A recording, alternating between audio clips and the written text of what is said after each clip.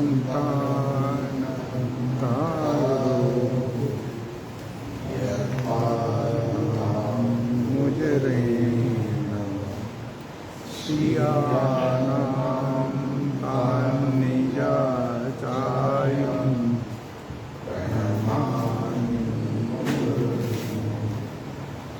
યદનુગ્રહતો જંતુ સર્વદુઃખાતિગો અહં સર્વદા વંદે શ્રીમદ્વલ્લભનંદન અજ્ઞાનતિરાન્ધસ્ય જ્ઞાનાંજનશલાકયા ચક્ષુરુન્મીલિतं येन તસ્મૈ શ્રીગુરવે નમઃ. નમામિ હૃદયે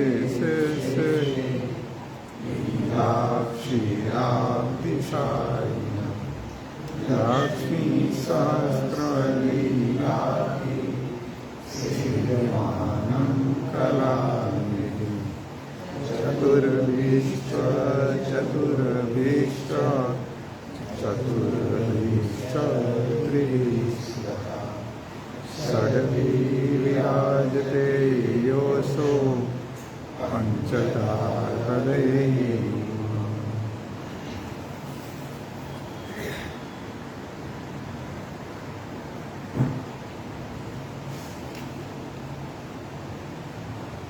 પુષ્ટિ ભક્તિ સંપ્રદાય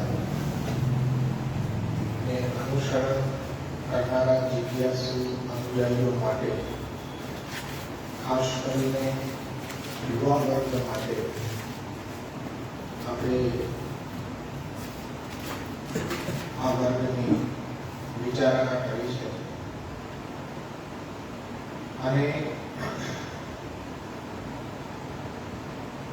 મહાપ્રભુજીના જે સિદ્ધાંતો છે એની સાચી અને સરળ સમજ સંપ્રદાયને અનુસરણ કરવામાં પડતી દુવિધાઓ, પ્રશ્નો, સંશયો એ બધાનું નિરાકરણ થઈ શકે શ્રી મહાપ્રભુજીના વચનો દ્વારા.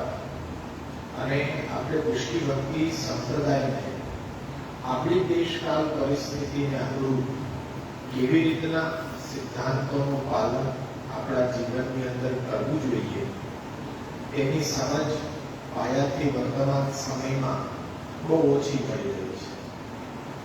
અને પ્રાય કરીને અનુયાયી વર્ગ આગળના વિષયોને અભ્યાસ કરતા જાય છે, પણ મૂળ જે આપણા વિચાર છે એમની કચાશ ત્યાં કંઈક ને કંઈક રહેતી હોય છે. એટલે આપણે સૌ મળીને પ્રયત્ન કરવો તો અત્યંત આવશ્યક છે કે મહાપ્રભુ દ્વારા ઉપદિષ્ટ સિદ્ધાંતોને શ્રી મહાપ્રભુના અનુયાયી આપણે જેટલા વર્ગ છે, વૈષ્ણવ આખો એક વર્ગ, એ વૈષ્ણવ પરિવાર છે. અને અત્યારના એ તાતી જરૂરિયાત છે કે પરિવારની ભાવના કેવી રીતના દ્રઢ કરવી. પરિવારના સભ્યો જ આપણે ગણીએ. વૈષ્ણવ એટલે કોણ? તો કે આપણે બધા શ્રી મહાપ્રભુના અનુયાયીઓ છીએ. કોઈ વ્યક્તિ વિશેષથી આપણે બંધાયેલા નથી. સ્પષ્ટતા એ સંપ્રદાયની અંદર પ્રવેશ ગમે ત્યાંથી થયો હોય, માધ્યમ કોઈ પણ ગુરુદ્વાર બન્યો. હું ગુરુ નહીં કહું, પણ ગુરુદ્વાર, અમે પણ ગુરુદ્વાર. કારણ કે આપણે વિચાર કર્યો હતો કે શ્રી મહાપ્રભુજીના વિચાર આધારિત ગુરુ વર્તમાન સમયમાં કલિકાલમાં તો દુર્લભ છે. એ તો આપણે સ્પષ્ટ રીતે સમજી ગયા કે કોઈ વ્યક્તિની અંદર ગુરુ તરીકેની લાયકાત ધરાવતા જે લક્ષણો મહાપ્રભુજી ઈચ્છા કરે છે એ તો હોવા જ જોઈએ. અને એ જો નથી મળતા તો સ્પષ્ટ ઉત્તર, એમાં આપણે કોઈ આપણી ભાવનાને ઠેસ પહોંચે એવું કોઈ કાર્ય આપણે નથી કરતા, પરંતુ ગુરુ ધારણ નથી કરી શકતા. આપણા સૌરાષ્ટ્રને છોડીને ગુજરાતમાં કે અન્ય પ્રાંત મહારાષ્ટ્રમાં તો ત્યાં હજી સમજ બહુ અધૂરી છે. ત્યાં કદાચ પોષણનો અભાવ છે. ત્યાં દ્રઢતાથી એવું માનવામાં આવે છે કે અમને લોકોને વલ્લભ વંશજ તરીકે તો ઠીક છે, તો વલ્લભ વંશમાં જન્મ લીધો છે, પણ સાક્ષાત શ્રી મહાપ્રભુજીની ઉપમા આપી દેવી એ સદંતર ખોટી વસ્તુ છે. કારણ કે ત્યાં એવી ભાવના છે કે જેના દ્વારા દીક્ષા પ્રાપ્ત કરી હોય એ સાક્ષાત શ્રી વલ્લભ જ છે, અને એમની જે આજ્ઞા છે એ આજ્ઞાને આપણે શિરોધાર્ય કરવી એ આપણો સ્વધર્મ છે. અને જો એમની આજ્ઞા ન માનીએ આપણે તો ગુરુની આજ્ઞાનું ઉલ્લંઘનનો દોષ લાગે છે. હવે આવી બ્રહ્માંડની અંદર જ્યારે વૈષ્ણવ અનુયાયી ફસાતો હોય ત્યારે હું તો એવું જ માનું કે શ્રી મહાપ્રભુજીના ગ્રંથોનું અધ્યયન જ એમને આ સંશયમાંથી બહાર લાવી શકે છે. કારણ કે એનો પ્રયત્ન તો એક જ છે કે શ્રી મહાપ્રભુજીના ગ્રંથોનો અભ્યાસ કરે, જોવે. કેટલાને તો એટલો પણ ખ્યાલ નથી કે શ્રી મહાપ્રભુજીએ પણ લક્ષણો ગુરુના ક્યાંય ઉપદેશ કર્યા છે. કારણ કે નિબંધ જેવો ષોડશ ગ્રંથના દર્શનો ન કર્યા હોય તો આપણે નિબંધ ગ્રંથની તો અપેક્ષા જ ન કરે ને એમની પાસે કે એમને જોયો હોય. એટલે આપણને આ વાતાવરણ મળી રહ્યું છે, એટલે આપણને હવે દ્રઢતા ધીમે ધીમે થઈ રહી છે. પરંતુ તે લોકોને તો વાતાવરણ એ કોઈ પણ પ્રકારનું એવું છે જ નહીં કે પોષણ, અને ત્યાં પોષણ આપવામાં આવે છે તો પણ કેવું આપવામાં આવે છે કે અમે જ ગુરુ, અમે જ શ્રી વલ્લભે અમને જ ભૂતલ ઉપર મોકલ્યા છે કે તમને માર્ગદર્શક તરીકે અમે બધા અમને જે આજ્ઞા કરીએ એ જ રીતના અનુસરણ કરવું એ તમારો ધર્મ, વૈષ્ણવ ધર્મ. એ જ આ રીતના જો ખોટો ઉપદેશ આપવામાં આવતો હોય તો વૈષ્ણવ અનુયાયી તો ગેરમાર્ગે દોરવાના જ છે. એટલે અમે સ્પષ્ટતા કરીએ કે ગુરુ દ્વારના રૂપમાં અમે પોતાની ઓળખ આપી કે ગમે ત્યાંથી વૈષ્ણવનો પ્રવેશ મહાપ્રભુજીના દિવ્યાતીતમ દિવ્ય પુષ્ટિ ભક્તિ સંપ્રદાયમાં થયો છે તો એ તમામ વૈષ્ણવ ભલે એમને શ્રી મહાપ્રભુજીના વચનો ખ્યાલ ન હોય એવું પણ બની શકે, તો આપણને ખ્યાલ હોય તો એ વૈષ્ણવને આપણે જણાવીએ. જ્યારે મહાપ્રભુજીના સમયની અંદર વૈષ્ણવ સૃષ્ટિ હતી તો એમાં કોઈ અલગ ભાવના નહોતી. ત્યાં કોઈ ગુરુવાદ એવો વાદ નહોતો કે અમે આ ઘરના, અમે તે ઘરના. પણ ગમે તે બાળક દ્વારા એમને બ્રહ્મસંગ દીક્ષા મળી હોય પણ એક થઈને રહેતા. અને મહાપ્રભુજીનો પણ એ જ ઉપદેશ છે કે દમલા ये मार्ग तेरे लिए प्रगट कियो है. મહાપ્રભુજી પણ એ જગ્યાએ આજ્ઞા કરે છે કે નિવેદનમ તુ સ્મર્તવ્યમ સર્વથા તાદૃશ્ય નહીં.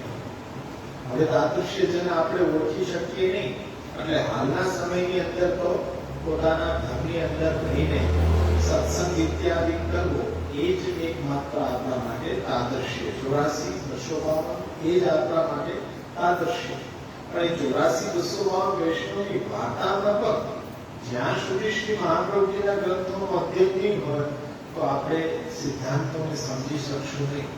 અને પછી જો એ વાર્તાને પણ સમજવા જાય ને તો કંઈક અવળું આપણને સમજાય જાય. તો એના માટેની પણ આવશ્યકતા એ જ છે કે મહાપ્રભુજીના ગ્રંથોને પહેલા જોવામાં આવે, અને એ મહાપ્રભુજીના ગ્રંથોને ભણવાની જિજ્ઞાસા આજે ખેદ સાથે કહેવું પડે કે અનુયાયીઓનો તો અત્યારના એ રાપડો ભાગ્યો છે. સંપ્રદાયની અંદર જુઓ તો સંપ્રદાયથી વિરુદ્ધ કૃત્ય કરવાની અંદર એક બહોળો વર્ગ ચાલી રહ્યા છે, પણ છે તો એ પણ વૈષ્ણવ. પણ શ્રી મહાપ્રભુજીના વચનોની જે અવલંબન એમને હજી સુધી પ્રાપ્ત થયો નથી. એટલે કાલના પ્રવાહમાં તણાઈ રહ્યા છે. જ્યાં જ્યાં આપણે આ ભીડ ને ઇત્યાદિ જોઈ રહ્યા છીએ, પુષ્ટિ ભક્તિ સંપ્રદાય તો કઈ એવો વિશ્વ ધર્મ છે નહીં, અને આપણે બનાવવું નથી. કારણ કે આ તો દેવી જીવોના ઉદ્ધારાર્થે ભૂતલ ઉપર શ્રી વલ્લભે પ્રગટ કરી અને પ્રગટ થઈને આ દિવ્યાતીતમ દિવ્ય સંપ્રદાયને પ્રવર્તિત કરે કે જેનાથી દેવી જીવો પુનઃ પ્રભુની સાથે એનો સંબંધ થાય. અને એ દિવસ પણ આપણે મનાવ્યો કે આપણા સંપ્રદાયના ગુરુ પૂજનનો દિવસ એટલે પવિત્ર દ્વાદશી. શ્રાવણ શુક્લ દ્વાદશી એ આપણા માટે ગુરુ પૂજન. દરેક વૈષ્ણવ અનુયાયીએ પોતાના ઘરની અંદર પ્રભુની સેવા કરી અને પછી શ્રી મહાપ્રભુજીને પ્રથમ ચિત્રજીને એ પવિત્ર ધારણ કરાવવું જોઈએ. કારણ કે ગુરુ આપણા એક જ શ્રી મહાપ્રભુજી છે. અને વર્તમાન સમયની અંદર જે વૈષ્ણવો આવી ભ્રમણાઓની અંદર રહે છે કે અમે ગુરુ, અમે વલ્લભ વંશજ નહીં પણ સાક્ષાત વલ્લભ, તો એવી ભ્રમણા હૃદયમાંથી કાઢી નાખવી જોઈએ. તો એના માટે અભ્યાસ છે કે મહાપ્રભુજીએ કેવા ગુરુની કલ્પના કરી છે. મહાપ્રભુજીના વંશમાં જન્મ લેવો એ પૂરતો નથી, પરંતુ આપશ્રીના વિચારોને જીવનમાં આચરણ કરવા અને પછી એનો ઉપદેશ કરવો. જીવનમાં આચરણમાં પહેલા અમારે મૂકવા જોઈએ, પછી એ વૈષ્ણવોને ઉપદેશ અમે કરી શકીએ. અન્યથા તો પર ઉપદેશે પાંડિત્ય થાય. એટલા માટે મહાપ્રભુજીએ વચન આપ્યું છે કે કૃષ્ણ સેવા પરાયણ ગુરુ હોવો જોઈએ, કૃષ્ણ સેવા પર ગુરુ હોવો જોઈએ. તો એની પણ ચોકસાઈ અનુયાયી ગણે સર્વપ્રથમ કરવી જોઈએ કે કૃષ્ણ સેવા પર ગુરુ છે, તો એ કૃષ્ણ સેવા પર કેવી રીતના છે કેમ ખ્યાલ આવે. એના નિજી જીવનની અંદર અલગ અલગ સમયે જઈને તમે જુઓ કે એની સેવાનો પ્રકાર શું છે, કેટલો છે, કેવો છે, મહાપ્રભુજીના સિદ્ધાંત આધારિત છે કે નહીં. આ ચોકસાઈ કરવાનો આપણી પાસે પેરામીટર છે, માપદંડ છે કે કૃષ્ણ સેવા પર હોય તો કૃષ્ણ સેવા ઉત્તમ છે એવો ઉપદેશ કરે છે કે કૃષ્ણ સેવા ઉત્તમ છે, બધાએ કરવી જોઈએ. પણ એ ઉત્તમતા એના હૃદયમાં કેટલી? એના હૃદયમાં ઉત્તમતા શું ફક્ત આરતી ઉતારવા પૂરતી? જ્યાં માનવ મહેરામણ ભેગું થાય ત્યારે ઠાકોરજીની સન્મુખ આવવું, એટલી જ એની ઉત્તમતા એના હૃદયની અંદર માને છે? એ લક્ષણ એનામાં છે. કૃષ્ણ સેવા પર ગુરુ હોય તો પોતાના સ્વીય તન ધનથી પ્રભુને સેવતો હોવો જોઈએ, એ સેવાનું પ્રદર્શન કરતો હોવો જોઈએ. એટલે મહાપ્રભુજીનું પહેલું જે બતાવેલું લક્ષણ છે કૃષ્ણ સેવા પરાયણતા, ત્યાં જ પહેલા જ લક્ષણમાં કેન્સલ થઈ જઈ રહ્યા છે. પછી આગળ વધવાનું કોઈ એ વિષય જ થતો નથી. બંધાનિક રહિતતા તો ક્યારે આવે કે કોઈ એવો મળી પણ જાય. એવું નહીં પાછું કે કૃષ્ણ સેવા પરાયણ કરતો હોય, પોતાના ઘરથી પોતાના તન ધનથી ઠાકોરજીને સેવતો હોય, તો તમે બસ એક જ લક્ષણ દ્રષ્ટિ કરીને તમે સીધું ગુરુ ધારણ કરી લો. મહાપ્રભુજી કે છે કે નહીં, જરાક થોભો. તમે દંભાવિક રાહિત્ય પાછું તમે નક્કી કરો. સેવા કોના માટે કરે છે? પોતાનો સ્વધર્મ સમજીને પોતાના માટે સેવા કરી રહ્યો છે કે બીજા માટે સેવા કરી રહ્યો છે? કારણ કે સેવા કરીને પદ, પ્રતિષ્ઠા, દંભ, આડંબર, પાખંડ, અભિમાન એ એવા દુર્ગુણો હૃદયની અંદર આવી જતા હોય છે. સ્વધર્મ માનીને કરે એટલે શું કે સેવા માટે જીવતો હોવો જોઈએ, કૃષ્ણ માટે જીવતો હોવો જોઈએ. કૃષ્ણ થકી કોઈ એને પોતાનું લક્ષ્ય સિદ્ધ કરવું નથી કે પ્રતિષ્ઠા માટે જગ્યાએ જગ્યાએ એ બધા મોટા મોટા મંદિરો ખોલી દીધા. તો એ તો શ્રી મહાપ્રભુજીનો સંપ્રદાય છે. જ્યાં જાહેરમાં કૃષ્ણ દર્શન થઈ રહ્યા છે, મર્યાદા માર્ગની વાત નહીં, પુષ્ટિ ભક્તિ સંપ્રદાયની વાત કરી રહ્યો છે, કે ત્યાં જાહેરમાં જ્યાં પ્રભુની સેવાના પ્રદર્શનો થતા હોય એ સ્થાન સાથે ના તો કૃષ્ણનો સંબંધ છે, અને કૃષ્ણનો સંબંધ ન હોય તો પછી મહાપ્રભુજીને તો કેવી રીતના હોઈ શકે. એટલે અત્યારના તો એ વિચાર થાય કે ત્યાં આ લોકો બધા એકત્રિત શેના માટે થાય છે, કયો હેતુ એનો સિદ્ધ છે. ત્યાં એવા સ્થાનો ઉપર લોકો એકત્રિત થઈ રહ્યા છે કે ત્યાં તો ભક્તિ માર્ગની રીતે ભગવાન પણ નથી, ભક્તિ માર્ગની રીતે ભગવાન પણ નથી. કોઈ આપણને પૂછે કે એવું કેમ બોલી રહ્યા છે, તરત સિદ્ધાંત મૂકતા હોય આપણને યાદ આવી જોઈએ કે ભાઈ લોકાથી ચેત ભજેત કૃષ્ણ ક્લિષ્ટો ભવતિ સર્વથા. અહીંયા એના વિવરણમાં પ્રભુચરો સ્વયં આજ્ઞા કરે છે કે જ્યાં મહાપ્રભુજીના સિદ્ધાંતો સચવાતા નથી અને મહાપ્રભુજીની સિદ્ધાંતોનો ઉપર જઈને સેવાનો ક્રમ કે જે પણ કઈ ચાલી રહ્યો છે, તો ત્યાં ભક્તિ માર્ગ નથી. ભક્તિ માર્ગ ન હોય તો ત્યાં ભગવાન પણ નથી. તો પછી મહાપ્રભુજીનો સંબંધ તો ત્યાં હોઈ જ શકે નહીં. એ ખાસ સમજવાની આવશ્યકતા છે. જો મહાપ્રભુજીને મંદિર સેવાનો જ પ્રચાર પ્રસાર કરવો તો મંદિર મહાપ્રભુજી ક્યાં નતા ખોલી શકતા? ત્યારે તો રાજા રજવાડા હતા, ગામના ગામ ભેટ આવતા, તો મંદિરો ખોલવા ત્યારે એ ક્યાં બહુ સરળ હતા. પણ મહાપ્રભુજીને તો એક શ્રી ગોવર્ધન ધરણનું પણ ઈચ્છા હતી ને કે મંદિર તરીકે બિરાજવાની, મંદિરમાં બિરાજવાની. તો મહાપ્રભુજીને એ જરાય પસંદ નહોતું. એટલે તો 3 વાર નકશો મહાપ્રભુજી સિદ્ધ કરાય કે મને શિખર ધજા નથી જોતી, મને તો ઘર જેવું, એક મકાન જેવું એવો નકશો મને જોઈએ છે. તો અમે એવો જ સિદ્ધ કરીએ છીએ. પણ હવે શું આમાં પ્રભુની ઈચ્છા છે, આપોઆપ કળશ અને ધજા આવી જાય છે. ત્યારે મહાપ્રભુજી કીધું કે ચાલો ગોવર્ધન ધરણની ઈચ્છા છે તો એ તો શિરોધાર્ય કરીએ, એમને મંદિરમાં બિરાજ આપીએ, પણ મારા સંપ્રદાયમાં મંદિર માન્ય નથી. મહાપ્રભુજીના સંપ્રદાયની અંદર તો ભક્તનું રહેવાનું સ્થાન એને મંદિર કીધું છે. સર્વદા સર્વભાવે ભજનીય પ્રજાધિપ, આપણું ઘર છે એ પ્રભુ બિરાજવાનું સ્થાન છે. પ્રભુ જ્યાં બિરાજતો હોય એ સ્થાનને મંદિર કહેવાય. આપણા ઘરની અંદર પણ જ્યાં પ્રભુ બિરાજી રહ્યો છે, સાક્ષાત પ્રજાધિપ બિરાજી રહ્યો છે, તો એ મંદિર છે. પ્રભુ એટલે મંદિર શબ્દથી પણ બહુ કઈ આપણે એવો અર્થ કાઢી લેવાની જરૂર નથી કે જ્યાં બધા લોકો એકત્રિત થતા હોય અને દર્શનો ખુલતા હોય. તો એ પ્રકારનું મંદિર નહીં. ભક્તનું નિજ ગૃહ એ પ્રભુને બિરાજવાનું ઉત્તમમાં ઉત્તમ સ્થાન, અને એને મંદિર કહેવામાં આવે. તો કૃષ્ણ સેવા પરાયણતા જોવામાં પણ આવે તો દંભાધિક રહિતતા તો પાછી ચેક કરવાની રહે છે કે કદાચ પોતાના માટે નહીં, ગામને દેખાડવા માટે સેવા કરતો હતો. એ તો સ્પષ્ટ આપણને ખુલાસો થઈ જાય કે એક વૈષ્ણવ છે, પોતાના નિજ ગ્રહની અંદર આખું જીવન નહીં, પેઢી દર પેઢી ઠાકોરજી એક જ રૂમની અંદર સેવા થતી હોય, ઉત્તરોત્તર એ સેવા ચાલી આવતી હોય, એને તો કોઈ મોટું મકાન કે મોટો બંગલો કે આવું કોઈ મંદિર ખોલવાની આવશ્યકતા નથી પડતી. એના નિજ ગ્રહમાં બધો જ નિભાવ મંગલાથી સેન સુધીનો કરી રહ્યો છે, પેઢી દર પેઢી ઉત્તરોત્તર. તો અમને જ ગોસ્વામી વંશજોને આવડા મોટા મોટા બંગલા બાંધીને તોય સેવા નથી કરી શકતા. એનું કારણ તો એક જ હોઈ શકે ને કે કઈ ધંધો આડંબર પાખંડ છે, એટલે આટલું મોટું મકાન કરીને સેવા કરે છે. સાથેથી સેવા કરવી તો નિજ ગૃહમાં એક રૂમમાં જ થઈ શકે. આટલું મોટું મકાન બાંધવાની ક્યાં પણ કેન્સલ થાય. નથી કૃષ્ણ સેવા કરે અને નથી દંભાધિક રહિત. અને શ્રીમદ ભાગવત તત્વજ્ઞ, તો શ્રીમદ ભાગવત ને 7 દિવસની અંદર વાંચી દે એને શું તત્વજ્ઞ સમજો? આજે કોઈ પણ વાંચી દે, તમે પણ વાંચી શકો. ખાલી 80 પેજ તમને આપી દો, એ 80 પેજની પુસ્તિકા રાખીને તમે 7 દિવસ સુધી ભાગવત તો તમે વાંચી દો, તો એ શું મહાપ્રભુજીનો સિદ્ધાંત છે? આજે ઘણા વંશજો છે અને વૈષ્ણવો પાછા સાંભળે પણ છે કે જે ભાગવત વાંચતો હોય, જો ભાગવતને વેચનારો વ્યક્તિ હોય, એ જો ભાગવત વાંચે તો ભાગવત બોલે અભાગવત થઈ જાય.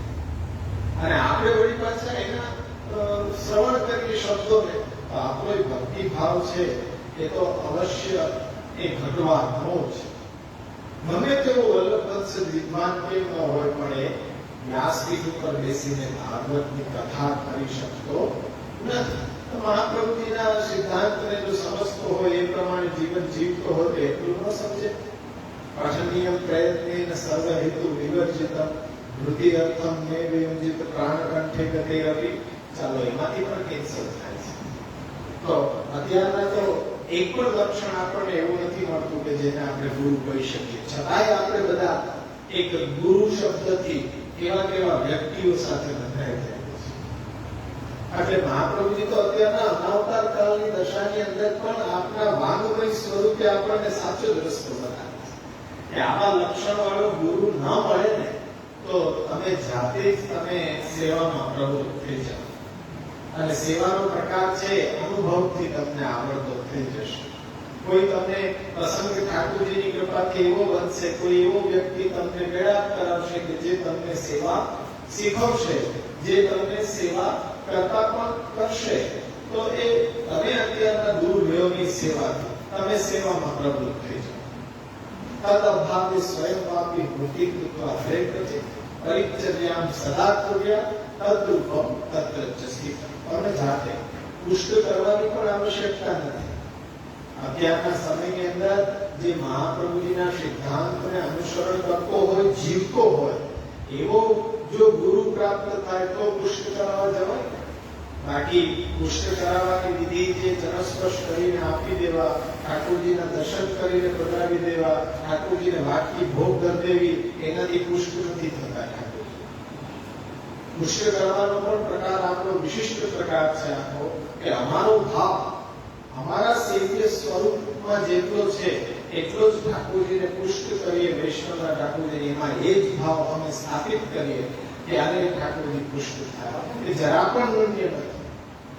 વૈષ્ણવ આ સંશયથી પણ પીડાઈ ગયો છે કે હવેલીના ઠાકોરજી છે એ કંઈક વધારે પાવર વાળા છે અને અમારી ઘરે વિરાજતો ઠાકોરજી કંઈક ઓછા પાવર વાળો છે. નિધિ પ્રતિનિધિ વાત, આ કેટલા બધા રોગો દૂષણ આપણા સંપ્રદાયની અંદર છે કે બાળકો ઉપર વિરાજતા હોય નિધિ સ્વરૂપ અને જે આપણા ઉપર વિરાજતા હોય પ્રતિનિધિ સ્વરૂપ. હવે નિધિ ને પ્રતિનિધિ, આ નિધિ શબ્દની તમને વ્યાખ્યા કરે છે કે નિધિ એટલે શું? નિધિ એટલે કે આપણો સ્નેહ જે સ્વરૂપની અંદર બંધાણો છે. નિધિ એટલે સ્નેહ. સ્નેહથી જેને આપણે સેવો છે તો એ આપણો નિધિ. મારા ઠાકોરજી મારો નિધિ, તમારા ઠાકોરજી તમારો નિધિ. કારણ કે તમારો સુદૃઢ સર્વતોધિક સ્નેહ એમાં બંધાણો છે કે આપણા માટે એ નિધિ. પણ મહાપ્રભુજી ગુસાઈજી સેવેલા છે એને જ બધા એમ ગણે કે નિધિ સ્વરૂપ છે. ચાલો મહાપ્રભુજી ગુસાઈજી ઉપર જેટલા સ્વરૂપ બિરાજે છે, મહાપ્રભુજીની ઘરે પધાર્યા એની પહેલા તો વૈષ્ણવ ઉપર બિરાજતા હતા. ગમે તે લઈ લો તમે સપ્તનિધિમાં તો વૈષ્ણવ દ્વારા સેવિત છે. અમિત પ્રિયાજી ગર્જન ધાવનના નામથી ઓળખાય છે. મહાપ્રભુજીના સેવની ગર્જન ધાવન. પદ્મનાભદાસજીના મથુરાધીશજી પ્રથમ નિધિ કયો છે? પદ્મનાભદાસજીનું નામ આવે છે. પદ્મનાભદાસજીના સેવ્ય છે. તો આજે વૈષ્ણવ સેવ્ય છે વૈષ્ણવ દ્વારા, એને કેમ કંઈક ઉદ્ધતની કક્ષાના ગણવામાં આવે છે? એ પણ આપણો એ સંશય છે કે આપણી ઘરે ઠાકોરજી પધરાવી દીધો એ આપણું સર્વસ્વ છે. મહાપ્રભુજીના શબ્દો છે. અત્યારે અમારા જેવા વ્યક્તિઓના કોઈ શબ્દો નથી. અમે તેમ જ કહીએ કે સેવા પધરાવી દઈએ તો એમ કહીએ કે હવે એ મંગળા તો કરવા આવું, મંગળામાં ન પહોંચી શકો તો એક દર્શન તો આખા દિવસમાં પહોંચવું એ તમારું કર્તવ્ય છે. શેના માટે? તો આપ એક વાર કહી દો કે અમારે ઘરે કૃષ્ણ નથી પધરાયા. અમારી ઉપર જો કૃષ્ણ સેવા પધરાવી દીધી છે પછી કૃષ્ણના દર્શન અમારી ઘરે જ હોય. આપની ઘરે આવીને કૃષ્ણના દર્શન કરીએ ને અમારા ઘરે કૃષ્ણના દર્શન કરીએ એમાં તારતમ્ય શું છે? અમને કઈ અન્યથા સ્વરૂપ પધરાવી દીધું હોય, કોઈ માતાજી પધરાવી દીધા હોય કે અમને કોઈ મહાદેવજી પધરાવી દીધા હોય, હનુમાનજી પધરાવી દીધા હોય તો અમારે કૃષ્ણના દર્શન કરવા માટે તમારી ઘરે આવવું પડે. પણ મહાપ્રભુજીએ કીધું કે મારું સર્વસ્વ છે એ તને હું સોંપી રહ્યો છું. આની સાર સંભાળ રાખજે. એમાં બધું આવે. દેશ કાલ પરિસ્થિતિ પ્રમાણે એટલું તો માણસ સમજી શકે ને કે આપણે કેવી રીતના રહેશું, આપણા બાળકોને આપણે કેવી રીતના રાખીશું, એવી રીતના પ્રભુને પણ તું રાખશે. ઠંડી, ગરમી, ભૂખ, તરસ બધું અનુસંધાન હવે આને એ તારે લેવાનું છે. કારણ કે પુષ્ટિ ભક્તિ સંપ્રદાય અને એમાં એ વિલક્ષણતા એ છે કે ભગવાન પોતાનું ભગવાન પણ ભૂલીને આપણી ઘરે પધારે છે. ભગવાન નથી પધારતા. ભગવાન પધારે તો પછી એ ભગવાનની સેવા કેવી રીતના થઈ શકે? કારણ કે ગરુડ આસનથી ઊંચું આસન આપણી પાસે ક્યાં છે કે એને બિરાજવા માટે આપણે એવું આસન પાથરી શકીએ? કૌસ્તુભ મણીથી વધારે કિંમતી આભરણ આપણી પાસે છે નથી, તો એને આપણે શું ધરાવી શકશું શિંગારમાં? કે એને તો કૌસ્તુભ મણી ધારણ કરી રાખ્યું છે. લક્ષ્મીજી એમના પત્ની છે. તો હવે તમારા 500 કે 5000 કે 5 લાખ કે 5 કરોડ ગમે તેટલા કરો એ ક્યાંથી રીઝી શકે? હવે લક્ષ્મીજી એમના છે. લક્ષ્મીજી એમના ચરણ કમળ છોડીને કોઈની પાસે જતા નથી. અને માયા તો એમની દાસી છે. એ તો પલકવારમાં બધી વસ્તુ એ નિર્માણ કરી શકે એવી છે. તો આપણે કોઈ પણ રીતે સેવાનો થઈ શકે. મહાપ્રભુ એમ કહે છે ભગવાન છે તો બે હાથ જોડીને તમે મસ્તક નમાવી શકો, એટલું જ થઈ શકે. જો તમારે સેવા કરવી જ નથી તો ઠાકોરજીના સ્વરૂપને પધરાવી રાખો, બે હાથ જોડીને મસ્તક નમાવી. કોઈ કેસરીની કટોરી ધરવાની જરૂર નથી, કોઈ જારીથી ભરવાની જરૂર નથી, કારણ કે એ તો ભગવાન છે ને ભૂખ તરસ ક્યાં લાગી શકે? પ્રાકૃત ધર્મ હોય એમાં અપ્રાકૃત ધર્મોથી વિશિષ્ટ થયેલો આનંદ માત્ર ની કરપાદ મૂકો ધરાવી એનું સ્વરૂપ છે. પણ પછી સેવા પ્રકાર કેવી રીતના થઈ શકે? ભક્તનો મનોરથ તો એ છે કે મારું કલ્યાણ થાય, જો આપની સેવા આપને સુખરૂપ થાવ તો પ્રભુ કહે છે કે બસ આવો સ્નેહ છે ને તો ભગવાન પણ ભૂલી જાય. અને આપણે પણ યાદ ન અપાવવું જોઈએ મિશ્રીની કટોરી ધરીને કે હે તું ભગવાન છો, આમાં બધું માની લે. અમે તો જીવ છીએ એટલે અમારે તો બધી જરૂર પડે ને, અમારે તો બુંદી ગાંઠિયા પંખાની જરૂર પડે અને ન પડે, કારણ કે તું ભગવાન છે. પસંદ પડેલો છે. ગુસાઈજીની સેવકની ડોકરી સાથે શ્રી નવરીત પ્રિયાજી પુત્રવત ભાવે સાથે પોડે. આપણે ઠાકોરજીને ન પોડાડી શકીએ સાથે, પણ ડોશી ઉપર એવી કૃપા કે એની સાથે પોડતા અને અસહજ લીલા બધી કરતા. હવે જો એક અક્ષર ઉપર પણ ક્યાંક મહાત્મે ક્યાંક યાદ આવી જાય સ્નેહમાં તો સ્નેહ છૂટી જાય. રાત્રિના બિલાડી નીકળી તો માજીને ચોટી ગયા નવરીત પ્રિયા કે માં ભગાડવા બિલાડી આવી, મને બીક લાગે. ત્યારે ડોકરીએ એમ કીધું કે ઓહો અઘાસુર બકાસુર પૂતના આ બધાને આપે મારા ત્યારે પણ દયા અને આજે સામાન્ય બિલાડીથી ડરી ગયા. ઠાકોરજી કહે છે કે આ શું કરી નાખ્યું? હું તો તારા પ્રેમની અંદર એ બધું ભૂલી ગયો હતો કે હું ભગવાન છું, પણ આજે તે મને પાછું યાદ અપાયું કે હું ભગવાન છું. તો તારે મારી સાથે આવો સંબંધ થઈ જ ન શકે. તું જીવ છો, તું આત્મા, હું પરમાત્મા, એવી રીતના કહી શકે આ સંબંધ. ત્યારે ડોકરીથી બોલતા તો બોલાઈ ગયું, પણ પછી એ સંબંધ થોડીક વાર પ્રભુને રીઝવા ઘણા વર્ષો સુધી સેવા કરી પુનઃ પાછો એ પ્રકાર નવનીત પ્રિયાજી પાછો કર્યો. પણ સૂક્ષ્મતા એ છે કે આપણે મહાત્મ્ય જ્ઞાનને ભૂલીએ તો સુંદર સર્વતો અધિક સ્નેહ થાય. પ્રભુ કહે છે કે હું લીલા કરું છું, હું તો બધું ભૂલી ચૂક્યો છું, તું તો ભૂલ. અને એ જ વસ્તુ છે કે આપણે જે પ્રભુને શરણાગત થઈએ છીએ પ્રભુ આપણી સાથે બંધાય છે, આપણે પ્રભુ સાથે બંધાઈએ તો એ પણ બંધાય ને. સંબંધ બાંધીએ તો બે વ્યક્તિ વચ્ચે સંબંધ બંધાય તો બે સાથે ભાગે બંધાય, એક જ બંધાય ને બીજો મુક્ત હોય એવું નથી હોતું. આપણે શરણાગતિ સમર્પણના સંબંધથી પ્રભુની સાથે બંધાય તો પ્રભુ આપણી સાથે એ બંધાઈ રહ્યા છે. પ્રભુ પણ એમ કહે છે કે હું આ ભક્તને જોડું છું, બીજા બધા કોઈને હું જોતો નથી. એટલે એ જ કે અમારી ઘરે બિરાજતો ઠાકોરજી અમને જ ઓળખે, કારણ કે અહીંયા સ્વાર્થ પ્રતિષ્ઠિત છે. તારા ઉપર બિરાજો પછી તારા ઘર પૂરતો છો, બીજા કોઈને પછી હું ન ઓળખું કે બીજા કોઈને ઓળખવાનો સવાલ ન આવે પછી તો એની વસ્તુ લે નહીં. ઓળખવાનો જ સવાલ ના. ભલે અત્યારે મંદિરોએ તમે ભીડ લગાડો પણ પ્રભુ તો જે ગોસ્વામી વંશજ ઉપર બેઠો છે એના ઘરને જ જોશે, તમને બધાને નહીં જો.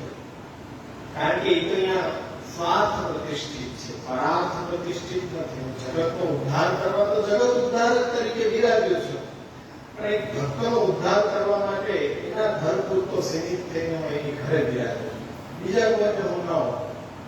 એટલે એ ભાવના છે. તો પછી આપણે આપણા ઠાકોરજી જે આપણી સન્મુખ જોતા હોય, આપણા ઉદ્ધાર માટે આપણી ઘરે બિરાજતા હોય તો એને જ સમર્પિત થવું જોઈએ. આપણે એ જ રીતના કે ભાઈ જેની સાથે લગ્નમાં 7 ફેરા ફરી અગ્નિ સાક્ષીએ તો એની સાથે જ રહેવાય કે પછી ફેરાની સાથે ફરાય પછી રહેવાય તો બીજાની સાથે તો એવી દશા થાય. અત્યારે એવી દશા છે પુષ્ટિ ભક્તિ સંપ્રદાયને કે ઠાકોરજી ઘરે પધરાવી દીધા, પહેલા મંગળાના દર્શને પોતાના ગુરુદેવની ઘરે કરવા જાય, પછી પોતાના ઠાકોરજીને એ જગાડે. તો ઠાકોરજીનું અપમાન કરી રહ્યા છે. તો આ રીતના જે પ્રકાર ચાલી રહ્યો છે સંપ્રદાયની અંદર તે નિધિ પ્રતિનિધિ વાત જેવું કંઈ હોતું નથી. જે અમારો ઉપર બિરાજે ઠાકોરજી એ છે. તો ઠાકોરજી પુષ્ટ જ નથી. પાછા પ્રવચનોની અંદર એવા ગોટાળા વાળે કે ભાઈ અમારી ઘરે બિરાજતો પ્રભુ છે એ ધર્મી સ્વરૂપ છે અને તમારા માટે બિરાજતો સ્વરૂપ ધર્મ સ્વરૂપ છે. અન્યાશ્રય થઈ ગયો મોટામાં મોટો. ધર્મીને છોડીને ધર્મને ભજ્યો તો અન્યાશ્રય થઈ ગયો. પોતે શું બોલે છે એ પોતાને ખ્યાલ નથી, કારણ કે અભ્યાસની નિરંતરતા નથી. એટલે આવી ચૂક થાય કે ધર્મી સ્વરૂપ તો એ સ્વયં પ્રભુ શ્રી કૃષ્ણ, પણ એના કોઈ એક એક ધર્મને જો ભજી રહ્યા છો તો અન્યાશ્રય છે પ્રભુને. એના વ્યૂને એના અંશને ભજો તો પણ અન્યાશ્રય છે. મુખ્ય ધર્મી સ્વરૂપનું જ ભજન મહાપ્રભુજીએ બતાવ્યું છે, ધર્મનું ભજન નથી બતાવ્યું. એટલે એ અભ્યાસ હોય તો જ ખ્યાલ આવે. પણ સામે વર્ગ બધો બેઠો હશે, એમાં એક પણ અભ્યાસી નહીં હોય અને એ કોઈ પ્રશ્ન કર્યો ને માથું હલાવીને આને જ કહેવાય કે ઉજ્જૈન ગામમાં હેરડ બધા અમે બોલીએ તો અમારા ઉપર પણ લગામ હોવી જોઈએ.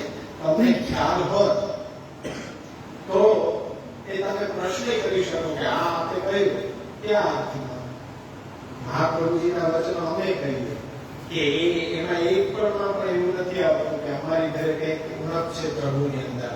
મહાપ્રભુજી તો પોતાનું સર્વસ્વ કહીને પધરાવી દેતા હતા વિશ્વ કે આ મારું જ સર્વસ્વ ગણજો. તો એ વિધિ થયો કે બંધ થાય. મહાપ્રભુજીના સ્નેહનો એ સેવાયેલો પ્રભુ આપણા ઉપર બિરાજે છે. એટલે આમાં તો કેટલાક કૌભાંડો આપણા મુશ્કેલ ભક્તિ સંપ્રદાયમાં ચાલી રહ્યા છે અને એ વૈષ્ણવ એનાથી આકર્ષાય છે એટલે કૌભાંડો થઈ રહ્યા છે. આપણે કહે કે ઓહો દયા ભવૈયાના સ્વરૂપ બિરાજે, આપણી ઘરે એ જ બિરાજે. અમે કહે અમારી ઘરે એ જ બિરાજે. અમે તેમ કહીએ કે 84,292 ઉપર જેટલા સ્વરૂપો બિરાજે એ બધા અમારી ઘરે બિરાજે. હવે તમે સિદ્ધ કરી દો કે નથી થયા. બાલકૃષ્ણજીમાંથી મદન મોહનજી થઈ શકતો એટલે નટવર પ્રભુ કેમ ન થઈ શકે? કે મથુરાધીશ કેમ ન થઈ શકે? દ્વારકાધીશ કેમ ન થઈ શકે?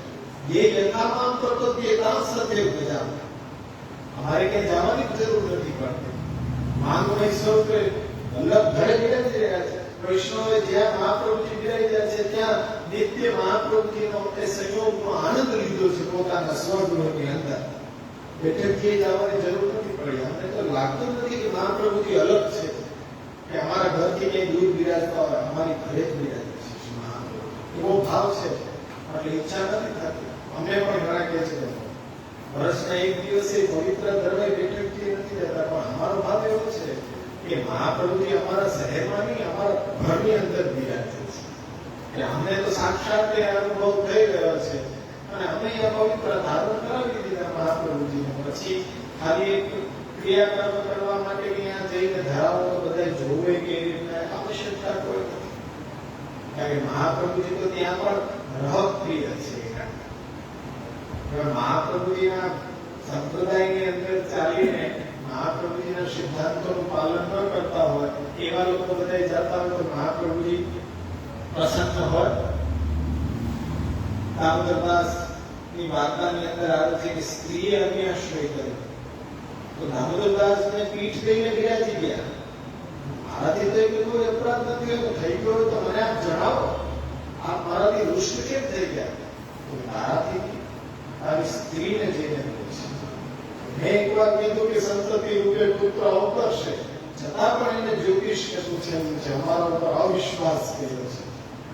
તો મહાપ્રભુજી રુષ્ટ થઈ જતા હોય તો આપણે તો અનેક દોરા ધાગા દેવી દેવતા આપે દિવે આ બધામાં માનતા હોય, ઠાકોરજીમાં વિશ્વાસ નથી, પુષ્ટિમાર્ગમાં શ્રદ્ધા નથી, મહાપ્રભુજીમાં નિષ્ઠા નથી અને એ લોકો બધા દર રવિવારે ત્યાં પહોંચે. મહાપ્રભુજી ક્યાંથી બિરાજે? આગળ જ યાત્રા ચાલુ કરી દે કે અહીંયા બિરાજવું યોગ્ય નથી, કારણ કે આપ તો ગામની બહાર બિરાજતા કે જ્યાં દેવીજી હોય એ જ આવી શકે. બાકી જગતનો ઉદ્ધાર કરવા માટે તો મહાપ્રભુજી ત્યાં પધાર્યા છે. જ્યારે પુષ્ટિ માર્ગમાં લેશ માત્ર પણ શ્રદ્ધા નથી એવો વ્યક્તિ ત્યાં આવીને બેસે, મહાપ્રભુજીને દંડવત કરે તો મહાપ્રભુજી રુષ્ટ થાય, પ્રસન્ન ક્યાંથી થાય? એટલે આ બધા પ્રકારોથી દૂર રહીને કેવલ મહાપ્રભુજીના ગ્રંથોનું અધ્યયન કરે. અત્યારના ટાઈમે સેવા ન થઈ શકે ને તો પણ સ્વીકાર છે, પરંતુ ગ્રંથોનું અધ્યયન છે એ ગમે તે માધ્યમથી થવું જોઈએ. તમે સાંભળી શકો છો તો અત્યારના ઘણા પ્રવચનો જે ઓથેન્ટિક પ્રમાણિક પ્રવચનો છે પાછા જેની તેની વાણી સાંભળશો તો પાછા એ ને એ જ કે પાછા હતા ત્યાં ને ત્યાં જ આવી જશો.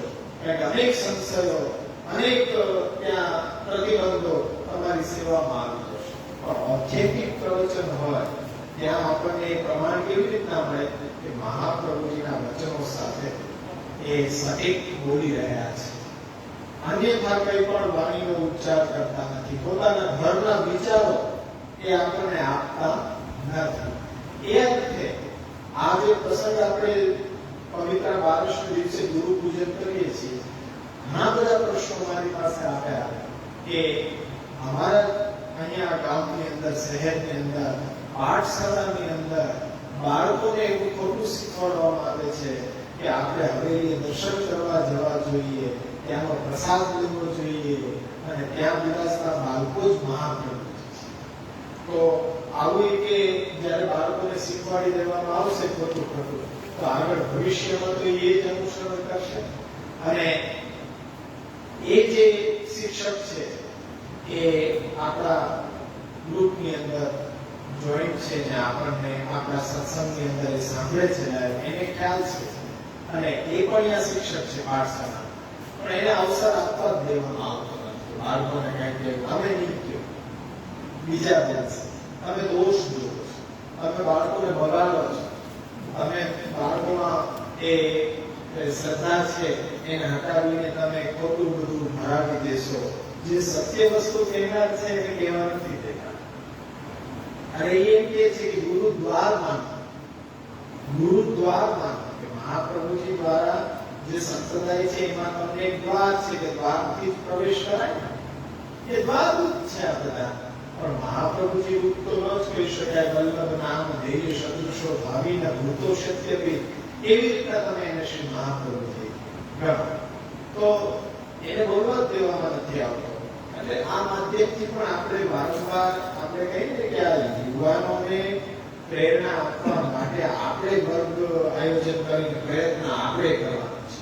ભલે આપણે અભ્યાસ કરેલો છે પણ આપણા અભ્યાસને એ લોકો સાંભળે, શ્રવણ કરે તો એમને કંઈક જાગૃતિ મળે કે એક ખરો સંપ્રદાય આ છે, ખરો એ રીત આપણી આ છે. પાછું એક સ્પષ્ટતા હજી આ પવિત્ર બારસના ઉપદેશ કે મહાપ્રભુજી ના ઉપદેશની અંદર જેમ આપણે સમજીએ ને કે મંગલાચરણની અંદર આપણે અજ્ઞાન દિવ્યાન દ્રશ્ય જ્ઞાનાંજન શલાકયા ચક્ષુર્મિલિતમ યેન તસ્મૈ શ્રી ગુરુવે નમઃ. અજ્ઞાનનો અંધકાર જ્ઞાનરૂપી અંજન શલાકાથી દૂર કરે, આપણી આંખને પ્રકાશ આપે, એવો વ્યક્તિ ગુરુ તરીકે પૂજનીય છે. જ્ઞાનરૂપી અંજન શલાકા એટલે શું? શાસ્ત્ર. શાસ્ત્રનો અભ્યાસ પોતે કરે અને આપણને કરાવે, એનાથી આપણે અજ્ઞાનના અંધકાર દૂર થઈ જાય.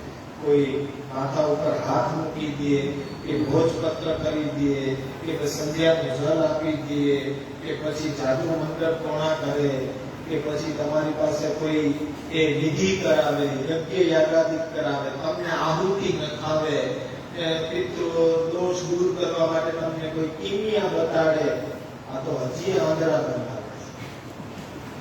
જે દીવડો હવે પ્રગટાયો તો જ્ઞાનનો દીપક એને ઠારે છે. આવું કાર્ય કરતો એને ગુરુ કેવી રીતના કહી શકાય? ગુરુ તો જ્ઞાનનું અજવાળું કરે ને અજ્ઞાનના અંધકારને દૂર કરે, એ ગુરુ છે. તો એક વસ્તુ હજી કહી દઉં કે ભાઈ આચાર્ય પૂર્વ રૂપમ અંતેવાસી ઉત્તર રૂપમ. આપણા ઉપનિષદ એમ કહે છે કે જો આચાર્ય પ્રથમ અને અંતેવાસી સામે બેઠેલો છે ઉત્તર રૂપમ, બંનેને જોડનારી કડી છે વિદ્યા. ગુરુ શિષ્યનો સંબંધ શેનાથી બંધાયેલો? વિદ્યાથી. એ વિદ્યાનો આદાન પ્રદાન થઈ રહ્યું છે. એટલે આપણા કૃષ્ણ ભક્તિ સંપ્રદાયમાં ગુરુનું કર્તવ્ય શું છે? ખાલી ચરણ સ્પર્શ આપવા, કેસરી સ્નાન કરાવવા, ઘર ઘર પધરામણી સામેથી કઈ કઈ કરાવવા, પૈસા ઉઘરાવવા, વિવિધ પ્રકારના એ ષડયંત્રો. આ કાર્ય આપણા ગ્રંથો, આપણા શાસ્ત્રોનો અભ્યાસ પોતે કરે અને સરળતાથી આપણને કરાવે, એ ગુરુનું કર્તવ્ય છે. એને છોડીને ગુરુનું કર્તવ્ય ક્યાંય બતાડવામાં આવ્યું નથી. મહાત્મ્ય જ્ઞાપનાયેવ શ્રવણં ગુણકર્માણાં શાસ્ત્રાણાં ઉપયોગો અત્ર તત્ર આકાંક્ષા દૂર ભવે. સાધન દીપિકામાં શ્રી ગોપીનાથજી આજ્ઞા કરે છે કે મહાત્મ્ય જ્ઞાન દ્રઢ થશે તો સુદૃઢ સર્વતો અધિક સ્નેહ થશે. એના માટે આટલા બધા શાસ્ત્રો છે અને શાસ્ત્રોમાં પ્રભુના દિવ્ય લીલા ચરિત્ર ગુણોનું આપણે અવગાહન કરીએ, કથા શ્રવણ કરીએ તો આપણને પ્રભુમાં વિશ્વાસ થાય, વિશ્વાસ નિષ્ઠા સુધી પહોંચે. શ્રદ્ધા તો છે પણ શ્રદ્ધાને આગળ લઈ જવી પડશે ને વિશ્વાસના લેવલ ઉપર. વારંવાર અનુભવ થાય આપણને પછી વિશ્વાસ બેસે. પહેલી વાત તો શ્રદ્ધા છે, પછી તો આંખ વીચી. કારણ કે અત્યારમાં તમને જુનાગઢના કોઈ પણ રસ્તાઓ છે આંખ વીચી ગમે ત્યાં મૂકી આવ્યા તો તમે તો પાછા તમારા સ્થાને આવી જ જવાના. કારણ કે હવે ગમે કોઈને ન પૂછીએ ને તો કારણ કે દ્રઢ થઈ ગયું, રોજનો અનુભવ થઈ ગયો.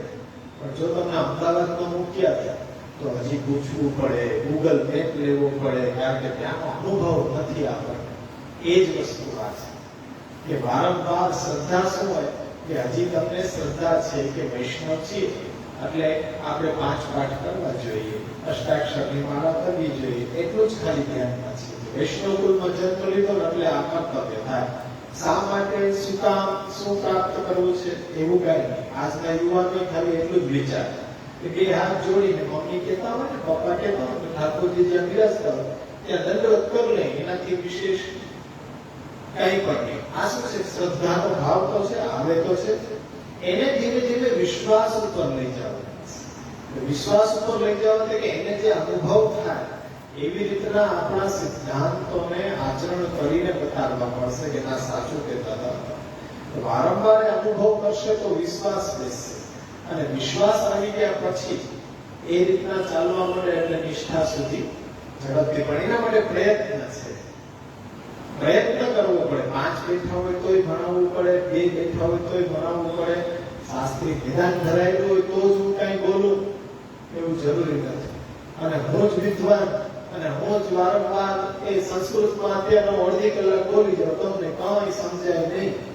એનો અર્થ શું છે? વિદ્વતા તો ત્યાં બતાવવી જોઈએ કે વિદ્વાન બેઠા હોય સામે. ત્યાં તો તમે પાછળ દોડી જાવ છો તો પછી કાશી જવું જોઈએ, ત્યાં વિદ્વાનોની પાસે બેસીને ત્યાં શાસ્ત્રાર્થ કરવો જોઈએ જો એટલું જ ઉત્તમ જ્ઞાન છે. અહીંયા વિદ્વતાનો કોઈ એ બતાવવાનું નથી. અહીં તો સરળ થવાનું છે, સરળ શૈલીની અંદર. એટલે કે આ બહુ સરળ ભણાવો, સરળ કરીને ભણાવીએ છીએ. સમજવા વાળો વર્ગ કેવો છે એ રીતના અભ્યાસ કરાવવો જોઈએ. કારણ કે બાલ મંદિરના વિદ્યાર્થીઓ છોકરાઓને બેઠાડ્યા હોય તમે 10મા 12માનું ભણાવો, શું કરે બિચારા? રડે ગઈ એ કઈ સમજમાં આવતું નથી, અહીંથી જવાય નથી દેતા, બેસાડીને અત્યાચાર કરે છે અમારા ઉપર. અને સીધા સુબોધજીને ભાગવત ભણાવવા માંડે તો આપણે તો બાલ મંદિરના વિદ્યાર્થીઓ છે, પછી રડવું જ આવે. સમજાતું કઈ નથી, અહીંથી ઉઠવાઈ દેતા નથી, જવાય દેતા નથી. એટલે ગુરુનું આ કર્તવ્ય છે. પણ જુઓ આપણા શાસ્ત્રની અંદર સ્મૃતિ ચંદ્રિકામાં પ્રમાણ સાથે, કારણ કે એ બધા લોકો જે આવા સંશયો પ્રવૃત્ત કરે છે ને એ તમારી પાસે મળે ત્યાંથી સાંભળીએ પ્રમાણ શું છે જો અમને તો આપણે કે વિનંતી કરીએ કે એ અમે કહીએ કે મહાપ્રભુજીના એ નિબંધની આ કારિકા છે કે ગુરુના લક્ષણ પરીક્ષણ કરવા જોઈએ. પરીક્ષણ એટલે કરવું જોઈએ એવું ક્યાં તમે અર્થ કરી લીધો? ત્યારે આપણે એ ખ્યાલ આવવો જોઈએ મહારાજ વિક્ષેપ મૂક્યું છે, વિક્ષેપ મૂક્યું છે કારિકા. કૃષ્ણ સેવા પરમ વિક્ષ. ઈક્ષ એટલે જોવું અને એને વી ઉપસર્ગ લગાવ્યો છે એટલે પદ બન્યું વિક્ષ. વિક્ષ એટલે વિશેષ પ્રકારે જોવું. જેમ આપણે દીકરીનું સગપણ કરવું હોય તો ખાલી જોવાથી ન ચાલે, વિશેષ પ્રકાર ખાતરી કરવી પડે, પરીક્ષા કરવી પડે, પછી નિર્ણય લેવાય કે સંબંધ બાંધવો કે ન બાંધવો. અહીંયા એ જ વસ્તુ મહાપ્રભુજી ભિક્ષ પદ દ્વારા કહે છે, મહારાજ પરીક્ષા કરો. તો કઈ ન બોલે, પણ આપણે કે એમને ખબર ક્યાં હશે? અરે ખબર નથી પડતી તો શું ઉપયોગ કરશો? એ રીતના બનાવો ને એને, અભ્યાસ કરાવવો પડે, પોતે કરવો પડે, એને સરળ કરવું પડે, પછી તમને સમજાવવા પડે. અને ન સમજાય તો પછી પાછું સમજાવવું પડે. શ્યામદાની એવી એક રીત છે, અમને પ્રશ્ન કરવાની છૂટ જેટલી વાર, અને એ સમજાવે ખરા, સમજાવે પછી તમને એમ પૂછે કે સમજાઈ ગયું કે ન સમજાઈ ગયું? એટલે તમે જો આમ કહો ને સમજાઈ ગયું તો કયો, પછી તમે કહેવાના એ તો આમ છે, બે ટીકેમાં છે. ખોટો સમય બરબાદ ના કરો. જયારે નહોતું સમજાવું તો મેં તમને પૂછ્યું હતું કે સમજાવવું પાછું તો કહી દેવું જોઈએ કે હા મને નથી સમજાવતા. ચતુરાઈ નહીં વાપરવાની, સ્પષ્ટતા કે ભાઈ મને નથી સમજાવતા. અને 3 કલાક સુધી તમને મેં સમજાવ્યો એટલે તમારું ધ્યાન ક્યાં? ધ્યાન નતું તો ખોટો સમય મારો બરબાદ શું કામ કરો છો? ગેટ સામે છે, સીધા નીકળી જાઓ. અને એવી રીતે સ્મૃતિ ચંદ્રિકામાં વશિષ્ઠ તથા યમ ઋષિઓ દ્વારા કહેવાયેલું કે ગુરુ છે વિદ્યાર્થીને જો ભણાવતો ન હોય અને શાસ્ત્રીય કર્મો કરવા માટે પણ અયોગ્ય હોય અને દીક્ષા લીધેલા ને 1 વર્ષ વીતી ગયું હોય, જો સમય છે પરફેક્ટ, કે દીક્ષા લીધા પછી 1 વર્ષ વીતી ગયું છતાં ગુરુએ કંઈ ભણાવ્યું ન હોય તો શિષ્યના જેટલા પાપ છે ને એ બધા ગુરુના ભાગે આવી જાય. આ કારણ લાગે છે કે મહાપ્રભુજીના વંશમાં આવીને પણ આવી દુર્ગતિ કેમ થઈ રહી છે? અને મહાપ્રભુજી કીધું કે જેટલા ખભા મજબૂત હોય ને એટલાની જવાબદારી લેવાય. પછી ખભો ખમી ન હોય એટલા બધાની જવાબદારી લઈ લ્યો તો પછી તમે પાપના ભાગી જ બનો ને. સ્પષ્ટ વિધાન છે કે તમને જો દીક્ષા દીધી છે તો સાંગોપાંગ અધ્યયન કરાવવું જોઈએ, અને જો એ અધ્યયન ન કરાવીએ તો તમારા જેટલા પાપ હોય બધા ગુરુના ભાગે વયા જાય. તો ગુરુમાં એવું તપોબલ જોઈએ કે એને પણ પાછા બચાવી જઈ શકે. પરંતુ એટલે જ ગૌતમ ધર્મસૂત્રની અંદર ધર્મને સમજાવવા માટે જે સ્મૃતિ ગ્રંથો છે, ધર્મસૂત્ર અને ગૃહ્ય સૂત્ર 2 છે. એમાંથી સ્તોત કર્મ અને સ્માર્ત કર્મ કેટલા તમારા ભાગે કરવાના આવે છે એનું આખું બહુ વિસ્તારથી વિવરણ કરવામાં આવ્યું. તો ગૌતમ ધર્મસૂત્રમાં એવું લખ્યું છે કે પોતે કંઈ જાણતો જ ન હોય અને અજ્ઞાની હોય, પછી જાણતો બધું હોય છતાંય ભણાવતો ન હોય. આ યાદ રાખવા જેવું છે. ખાસ તો ઓનલાઈનના માધ્યમથી સાંભળતા દરેકે એ ગૌતમ ધર્મસૂત્રમાં લખ્યું છે, પ્રમાણ સાથે તમે કહી શકો. પૂછવામાં આવ્યું કે તમે એવું કેમ કહી શકો ગુરુ નથી? મહાપ્રભુજીના સંપ્રદાયમાં મહાપ્રભુજીના વંશમાં બધા જન્મેલા છે એટલું તો તમને ખબર છે ને? તો કે હા, તો ગુરુ કેમ નથી? અરે ગુરુત્વ થોડી પ્રાપ્ત થઈ ગયું છે સહજ રીતે. અહીંયા એમ લખ્યું છે ગૌતમ ધર્મસૂત્રમાં કે પોતે કંઈ જ જાણતો ન હોય, અજ્ઞાની. બીજી શરત કે પોતે બધું જાણે છે પણ ભણાવતો નથી, અભ્યાસ કરાવતો નથી. ત્રીજું ખાસ પાપ કર્મ કરતો હોય, પાપ કર્મ કરતો હોય એવા ગુરુને ત્યાગી દેવાની પણ છૂટ છે. જે બધા બ્રાહ્મણાની અંદર છે ને કે ગુરુ દ્રોહ થઈ જશે, ગુરુ આજ્ઞા કરે માનવું જ જોઈએ, આપણે એના શિષ્ય છીએ. નહીં, ગુરુ પેલા ગુરુ છે કે નહીં એની તપાસ કરો, બધા સંશય દૂર થઈ જશે. જે ભણાવતો નથી, બધું જાણે છે છતાંય કઈ કહેતો નથી, ઉલટાનું પાપ કર્મ કરે છે, તો ગૌતમ ધર્મસૂત્રમાં લખ્યું છે કે એવા ગુરુને સત્વરે છોડી દેવું જોઈએ, ત્યાગી દેવું જોઈએ. અને આવી રીતે વાતે તદ અભાવે સ્વયં પાપી બુદ્ધિ કૃત્વા હરે ક્વચિત. આવો ગુરુ ન મળે તો પણ તમારે સેવા કરતા થઈ જવું જોઈએ. મહાપ્રભુજીને ગુરુ ધારણ કરો, મહાપ્રભુજીને ગુરુ ધારણ કરીને આપણી સાધના એ આગળ ચલાવવી જોઈએ. અત્યારના વર્તમાન સમયમાં એ આશા રખાય નહીં. ત્યાર પછી હવે આપણે આગળના મુદ્દા ઉપર ચાલી રહ્યા છીએ.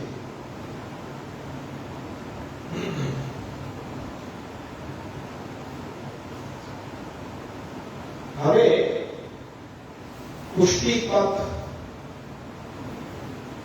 આ જે પુસ્તક છે એ આપણા માટે બહુ જે સાવ જાણતો જ નથી, હજી પ્રારંભિક કક્ષાની અંદર છે, તો એના માટે તો ભગવદ ગીતા છે કે ભાઈ તમે ઘરે બેસીને જો વાંચન કરશો ને તો પણ તમને બધું ખ્યાલ આવી જશે કે જે બેઝિક છે, ફંડામેન્ટલ છે.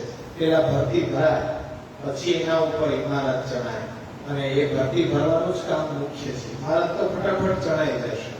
એટલે વારંવાર આપણો બેઝ છે મજબૂત કરવો એના માટે જરૂરી છે.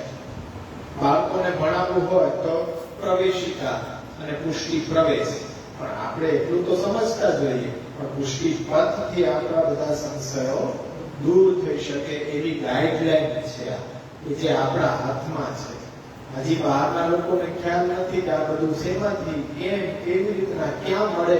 હજી તો એ લોકો એ બોલે છે, પણ આ પુષ્ટિ પથ, આ પુસ્તિકા બધાએ પધરાવવી જોઈએ. ને નિરંતર જેમ આપણા એ 16 ગ્રંથનો પાઠ કરીએ એમ આ પુસ્તકનો પાઠ વારંવાર કરતા રહેવું જોઈએ, તો દ્રઢતા આવે. હવે એટલું તો આપણે સમજી ગયા કે આપણા ઘરની અંદર પ્રભુ પધરાવીને આપણે સેવા કરવી જોઈએ. અને એ સેવા કેવી રીતના થાય? આપણા સ્વતનુભૂતિથી આપણા ઘરમાં બિરાજતા ઠાકોરજીની સેવા આપણે કરી રહ્યા હોઈએ. અને સેવાનો એ સ્વરૂપ જે છે ચેતસ્તત પ્રવણ સેવા. ચિત્ત આપણું પ્રભુમાં એકતા ન થાય.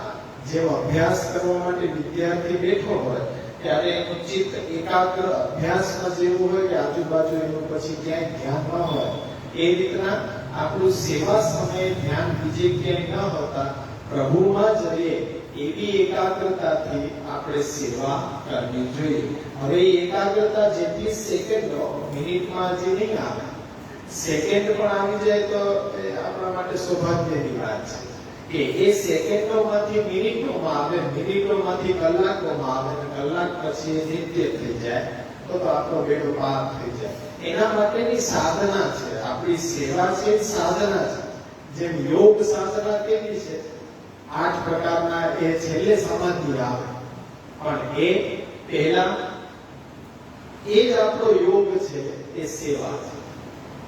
મેડિટેશન કરવાની આપણને જરૂર ન પડે. મેડિટેશન એટલે શું? એકાગ્રતા, મનને કેળવવું કે જે લક્ષ્ય ઉપર આપણે એકાગ્ર થવાનું, એના માટે કોન્સન્ટ્રેટ કરતા. અમારા મનમાં તો ચેતસ્તત પ્રવણ કોન્સન્ટ્રેટ આખો દિવસ કૃષ્ણ જ છે. કૃષ્ણ એવો ચડી ગયેલો છે ધ્યાનમાં કે ભૂલાતો જ નથી. અમે તો ઓલરેડી એ મેડિટેટ થયેલા જ છીએ, અમે એમાંથી બહાર જ નથી નીકળતા ક્યારે. અમારે મેડિટેશનની જરૂર ન પડે. ઘણા એમ કે છે કે આટલું બધું કાર્ય કરો છો, આ તો તમે થોડીક વાર રાતના કે મેડિટેશન કે સવારના કરતા જાઓ, તો મેં કીધું ઓલરેડી અમે ધ્યાનમાં જોઈએ 24 કલાક. અમારું ધ્યાન આમાંથી કઈ હટતું જ નથી. અમારે 24 કલાક આ ચક્ર છે, સેવા અને કથા, એમાંથી બહાર એમાં જ કોન્સન્ટ્રેટ કરવું છે. તો એ તો વણાયેલું છે, જેમાંથી અમે બહાર નીકળી ગયા હોય તો યાદ અપાવવાની જરૂર પડે, એ અમે કોન્સન્ટ્રેટ રહ્યા જ કરે છે. એટલે અમારે મેડિટેશન કરવાની જરૂર પડતી નથી. અમે જો આ સેવા કથા ન કરીને બેઠા રહીએ ને તો મેડિટેશનની જરૂર પડે. અમે તો આ કાર્યમાં તો અમારું એ ધ્યાન પૂરેપૂરું લાગેલું જ છે. તો આને શું કહેવાય? ભક્તિનો પ્રકાર છે. તો હવે આપણે આગળ વધીએ છીએ સેજ બેઝમાંથી કે ભક્તિમાં પણ ભેદ હોઈ શકે. ભક્તિમાં ભેદ હોઈ શકે તો આપણે કહીએ કે સાત્વિક, રાજસ, તામસ આ ગુણોથી પ્રકૃતિ ઘડાયેલી છે. તો આપણી અંદર પણ એ ત્રણેય ગુણો તો છે જ, સાત્વિકતા, રાજસતા અને તામસતા. તો એનાથી આપણે જે ભક્તિ કરશું એમાં પણ ભેદ અવશ્ય આવશે. તો સમજો ભક્તિની વ્યાખ્યા શું કરવામાં આવી છે કે ભક્તિની વ્યાખ્યા આપણે સૌ જાણીએ છીએ, મહાત્મ્ય જ્ઞાન પૂર્વસ્તુ સુદ્રઢ સર્વતો અધિક સ્નેહ. એ ભક્તિ અને પ્રભુની વિવિધ શક્તિઓ તેમજ લીલાઓને કારણે શાસ્ત્રમાં પ્રભુના મહાત્મ્યના સ્વરૂપનું વર્ણન અલગ અલગ કરવામાં આવ્યું છે. જેમ મેં તમને બતાવ્યું કે શાસ્ત્રોનો ઉપયોગ જ એટલા માટે છે કે પ્રભુ સર્વ સમર્થ છે અને આપણો આશ્રય એ પ્રભુ શ્રી કૃષ્ણ છે. એટલે હવે ચિંતા કાપી ના, કોઈ પણ પ્રકારની ચિંતા કરવાની જ નહીં, કારણ કે બધું પ્રભુનું છે. સમર્પણનો સિદ્ધાંત શું કહે છે કે મારું કંઈ છે જ નહીં, બધું પ્રભુનું જ છે. મારા ઘર પરિવારના સભ્યો, મારું ધામ ઇત્યાદિ, ઘર બધું પ્રભુનું છે. હવે આપણી પાસે કંઈ છે જ નહીં તો ચિંતા થાય છે. વૈરાગી જેવું જીવન આપણું હોવું જોઈએ. વૈરાગી ક્યાં નથી, આપણું કંઈ છે જ નહીં. હવે જેની પાસે એ હોય એ ચિંતા કરે. કોની પાસે છે? પ્રભુ શ્રી કૃષ્ણ પાસે બધું છે. એને ચિંતા કરવાની, કેમ રાખવું, શું સુધારવું, શું બગાડવું. એને આપણી પાસે તો કઈ છે જ. જીવતું સિદ્ધને ચિંતા કરે, કૃષ્ણને કરવું હોય તે કરે. બોલવું એકદમ સરળ, પ્રેક્ટિકલી એકદમ અઘરું. બીજી સેકન્ડે આપણે વિચાર આવી જાય કે આનું શું કરશું, આમ નથી થતું, વેપાર વાણિજ્ય સારો નથી ચાલતો. અરે પ્રભુને જેમ ચલા દાલ રોટી થઈ જાય છે સામના, ઈ કૃપા. ભગલો ગાડી નથી થતી તો યથા લાભ સંતોષમાં. આ પ્રભુજીનો માર્ગ તો આવો છે. જો દાલ રોટી વિના રહેવું પડે છે તો દાલ રોટી વિના એ તો કઈ વાંધો આવે જ નહીં. પ્રભુ બસ એટલું જ જોઈએ. એનાથી વિશેષ શું આવશ્યકતા છે? બે ટાઈમ નો મળી જાય છે કે બે ટાઈમ, 3-4 ટાઈમ ક્યારે લઈ શકે. તો પ્રપાતમાં જેના ઉપર આપણી પાકી છત નથી એને ચિંતા કરવી યોગ્ય છે. બિચારા ઝૂંપડામાં રહેતા હોય તોય આનંદથી કોઈ દિવસે દ્રષ્ટિ કરજો. આ ચક્કર મારવા જતા હોય ને ત્યારે દ્રષ્ટિ તો એવી જ રાખવી જોઈએ કે એ લોકો કેટલા આનંદથી ખુલ્લા આકાશની નીચે સુઈ ગયા.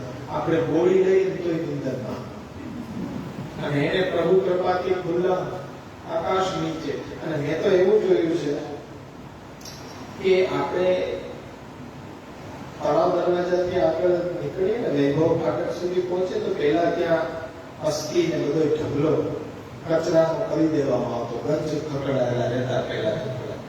ત્યાં દંપતી બે નિરાતે બેસી અને જાણે આમ 5 સ્ટાર હોટલમાં ભોજન લેતા હોય ને એમ નિષ્ફિકરતાથી હતું કઈ નહીં.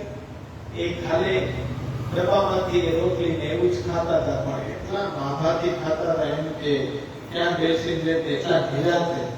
આપણે એમ કહીએ કે આપણને ભૂખ નથી લાગી. સામે બધું તૈયાર હોય પણ ભૂખ જ નથી, એના માટે ગોળી ખાવી પડે પાછી ભૂખ લાગે. પણ એ લોકો પાસે કાંઈ નથી તો પણ એવા ઠાઠમાઠથી જમતા હતા કે રહેવાનું સ્થાન ને કઈ જગ્યાએ બેઠા છે, આપણે તો બેસી પણ ન શકીએ. તો એનાથી તો પ્રભુએ કેટલા આપણને એ ઉચ્ચ કક્ષાએ રાખ્યા છે. ત્યાં આવીને એમ થઈ જાય કે ના કૃપા છે પ્રભુ, બાકી વાર ન લાગે આ પરિસ્થિતિ આવતા. પણ એ પરિસ્થિતિમાં એ લોકો કહી જાય છે કે આનંદથી રહે, કે હવે કઈ સ્કોપ જ નથી તો પછી પ્રભુ રાખે એમ જ રહેવાનું, પણ એમાં આનંદથી રહેવાનું. તો એ આપણને શીખવાડી જાય. તો મહાત્મ્ય જ્ઞાન તો શાસ્ત્રની અંદર જુદી જુદી પ્રકારે વર્ણન કરવામાં આવ્યું છે. એટલે પરમાત્મા આવા સ્વરૂપને આપણે જાણીએ પછી અલગ અલગ જીવોમાં આવા પ્રભુના મહાત્મ્યને જાણીને અલગ અલગ પ્રકારના ભાવો જાગે. જેવો જીવ એવો ભાવ એને જાગે પ્રભુમાં. એને પરિણામે તેઓ પરમાત્માની ભક્તિ પણ જુદી જુદી અપેક્ષાઓથી કરતા હોય છે. ઘણી બધી અપેક્ષાઓ હોય છે. મુખ્યત્વે ગીતાજીની અંદર ભક્તોની કેટેગરી ભગવાન બતાવી રહ્યા છે. ક્યાં ક્યાં ભક્તો હોઈ શકે? તો કે પહેલો અર્થાર્થી ભક્ત, અર્થાર્થી ભક્ત. બીજો આર્ત ભક્ત. આર્ત ભક્ત એટલે દુઃખી, પોતે દુઃખ દૂર કરવા માટે ભગવાનને પ્રાર્થના કરતો હોય તે. ત્રીજો જિજ્ઞાસુ અને ચોથો જ્ઞાની. આ 4 કેટેગરી ભગવાને ગીતાજીમાં બતાવેલી છે કે અર્થાર્થી, આર્ત, જિજ્ઞાસુ અને જ્ઞાની. આ પરમાત્માના મહાત્મ્યને જાણીને એના હૃદયમાં જેવો ભાવ સ્ફુરે છે એ પ્રકારે પરમાત્માને ભજે છે. એટલે ભક્તિમાં પણ ભેદ પડે છે. અર્થાર્થી શું છે સમજો કે ભગવાન છે સર્વથી સમર્થ છે, ભગવાન સામર્થ્યવાન છે, આખા જગતનું નિયામક એ ભગવાન છે, એ જગતનું નિયમન કરી રહ્યો છે અને અંતિમ ફળ પણ ભગવાન જ આપે છે, બીજું કોઈ નહીં. આવા ગુણોને જાણતો હોય તો એના સ્વભાવ પ્રમાણે જે લાલચ છે તો એ લાલચથી પ્રેરાઈને ભગવાન પાસે ધન સંપત્તિ મેળવવાની પોતાની ક્ષુદ્ર કામનાને સંતોષવા માટે પ્રભુ ભક્તિ તરફ પ્રેરાય એને અર્થાર્થી ભક્ત કહેવાય. ઘણા નથી આવતા કે સવારના મંગળાની ઝાંખી કરીને તો ધંધો સારો કેમ જાણે પ્રભુ એના માટે નિરંતર. અમારો નિયમ, અમારે દુકાન લઈને દર્શન ને કોન્ટેક્ટ શું છે? કે દર્શન કરી જાય ને તરત જ ગ્રાહક આવી જાય દુકાન. હજી શટર નો ખોલ્યું કે બહાર ઉભા ઈ પ્રભુની કૃપા. હવે એને કહેવાય સંસારમાં આસક્ત કરે પ્રભુ તો સંસાર જેવી છે, ક્યાંની દુકાન ચડે. પણ એના સ્વભાવ કુદરતી એવો જ ગણાય, બધે પૈસા જ દેખાતા, બધે ધંધો વેપાર જ દેખાતો. એટલે અહીંયા પાછા ઉતાવળ કરતા જલ્દી ખોલો, બહુ મોડું થઈ ગયું છે, દુકાન કેવા ટાણે પછી ખોલવી. એટલે તમે જાઓ દુકાને, તમારે શું કામ છે? અને દર્શન તો કરવા છે, દર્શન કરી જાય આખો દિવસ ખરાબ. હમણાં એક વ્યક્તિ છે, એને જે આપો ને ચાલુ થઈ જાય એવો જ એની પ્રકૃતિ ઘડાય.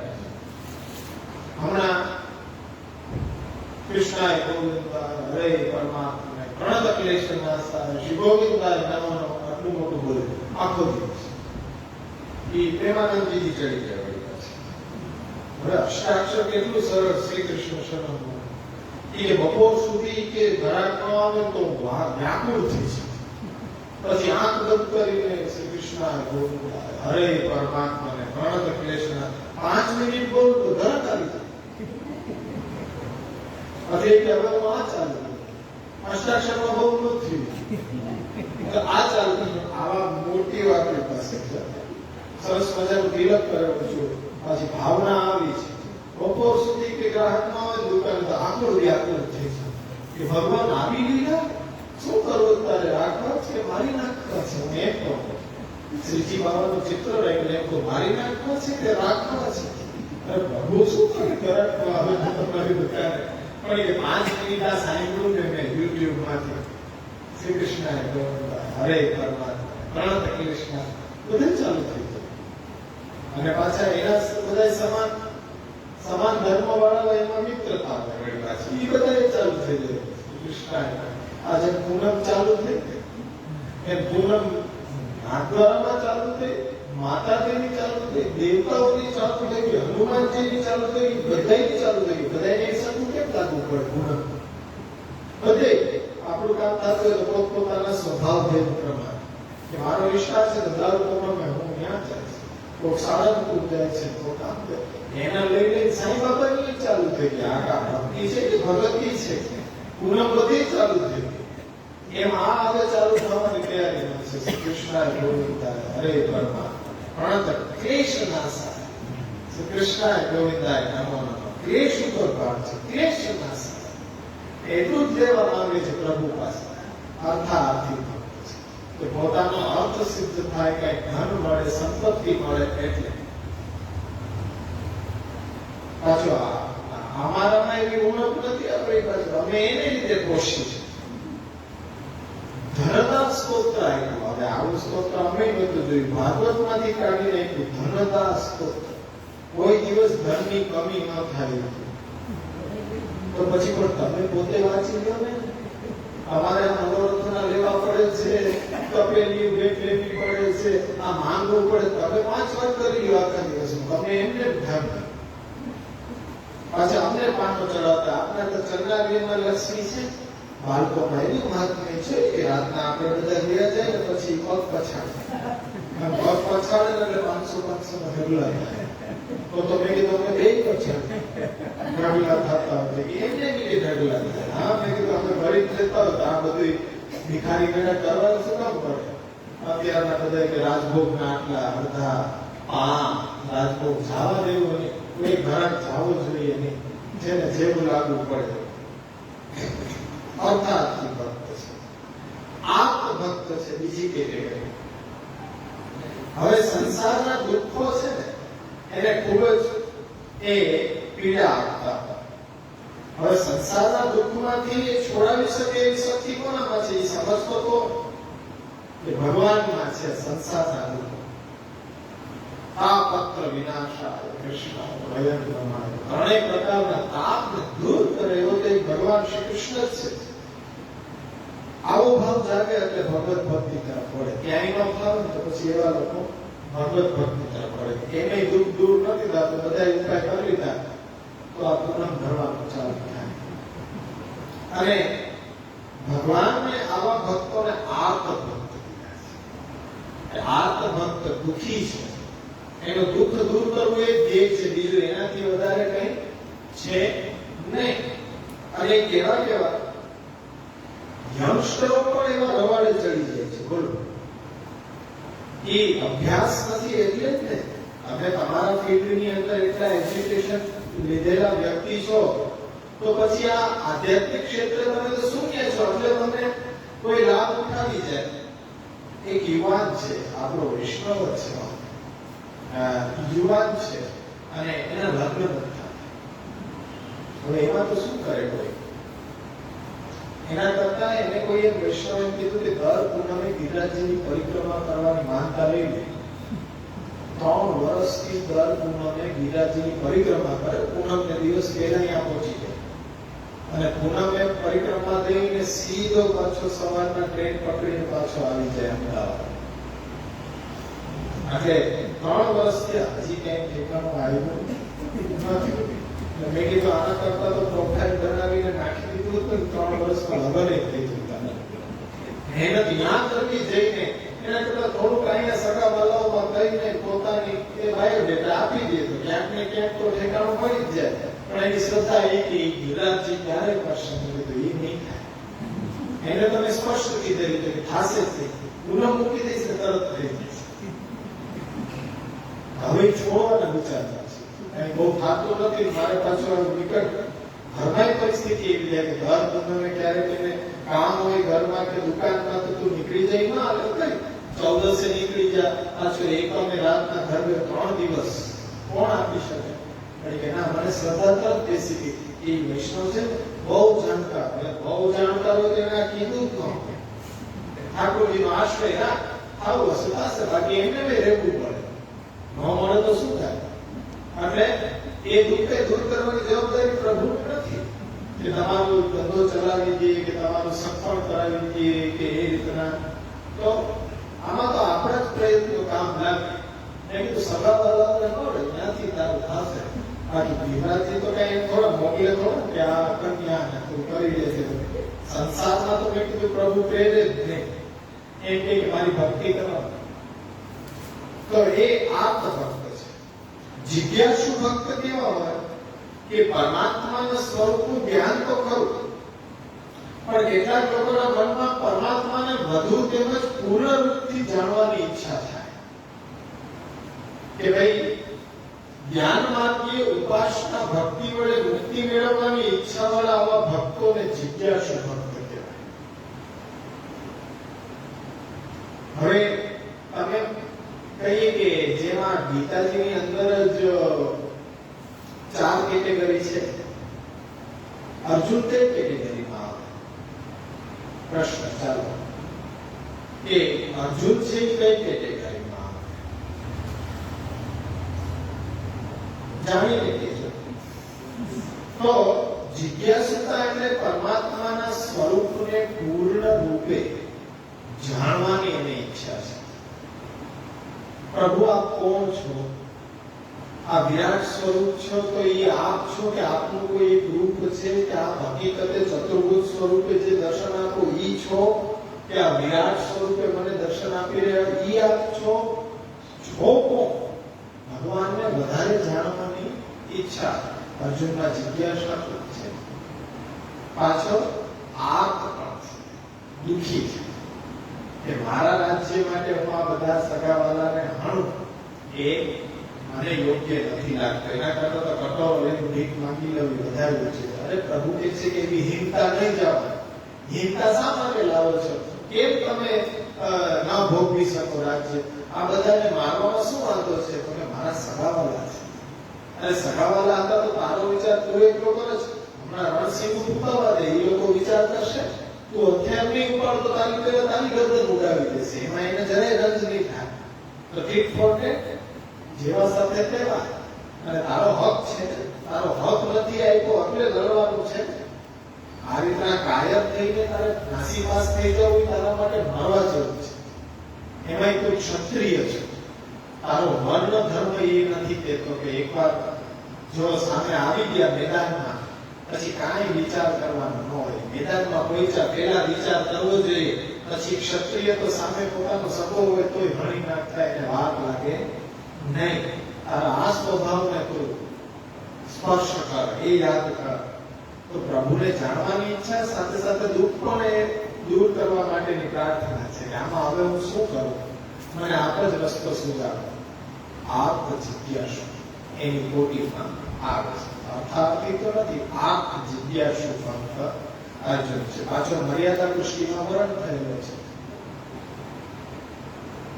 તો પ્રભુને પૂર્ણ રૂપથી જાણવાની ઈચ્છા, જ્ઞાન માર્ગે ઉપાસના ભક્તિ વડે મુક્તિ મેળવવાની ઈચ્છા જે ભક્તોને છે એ ભક્તો જિજ્ઞાસુ ભક્ત છે.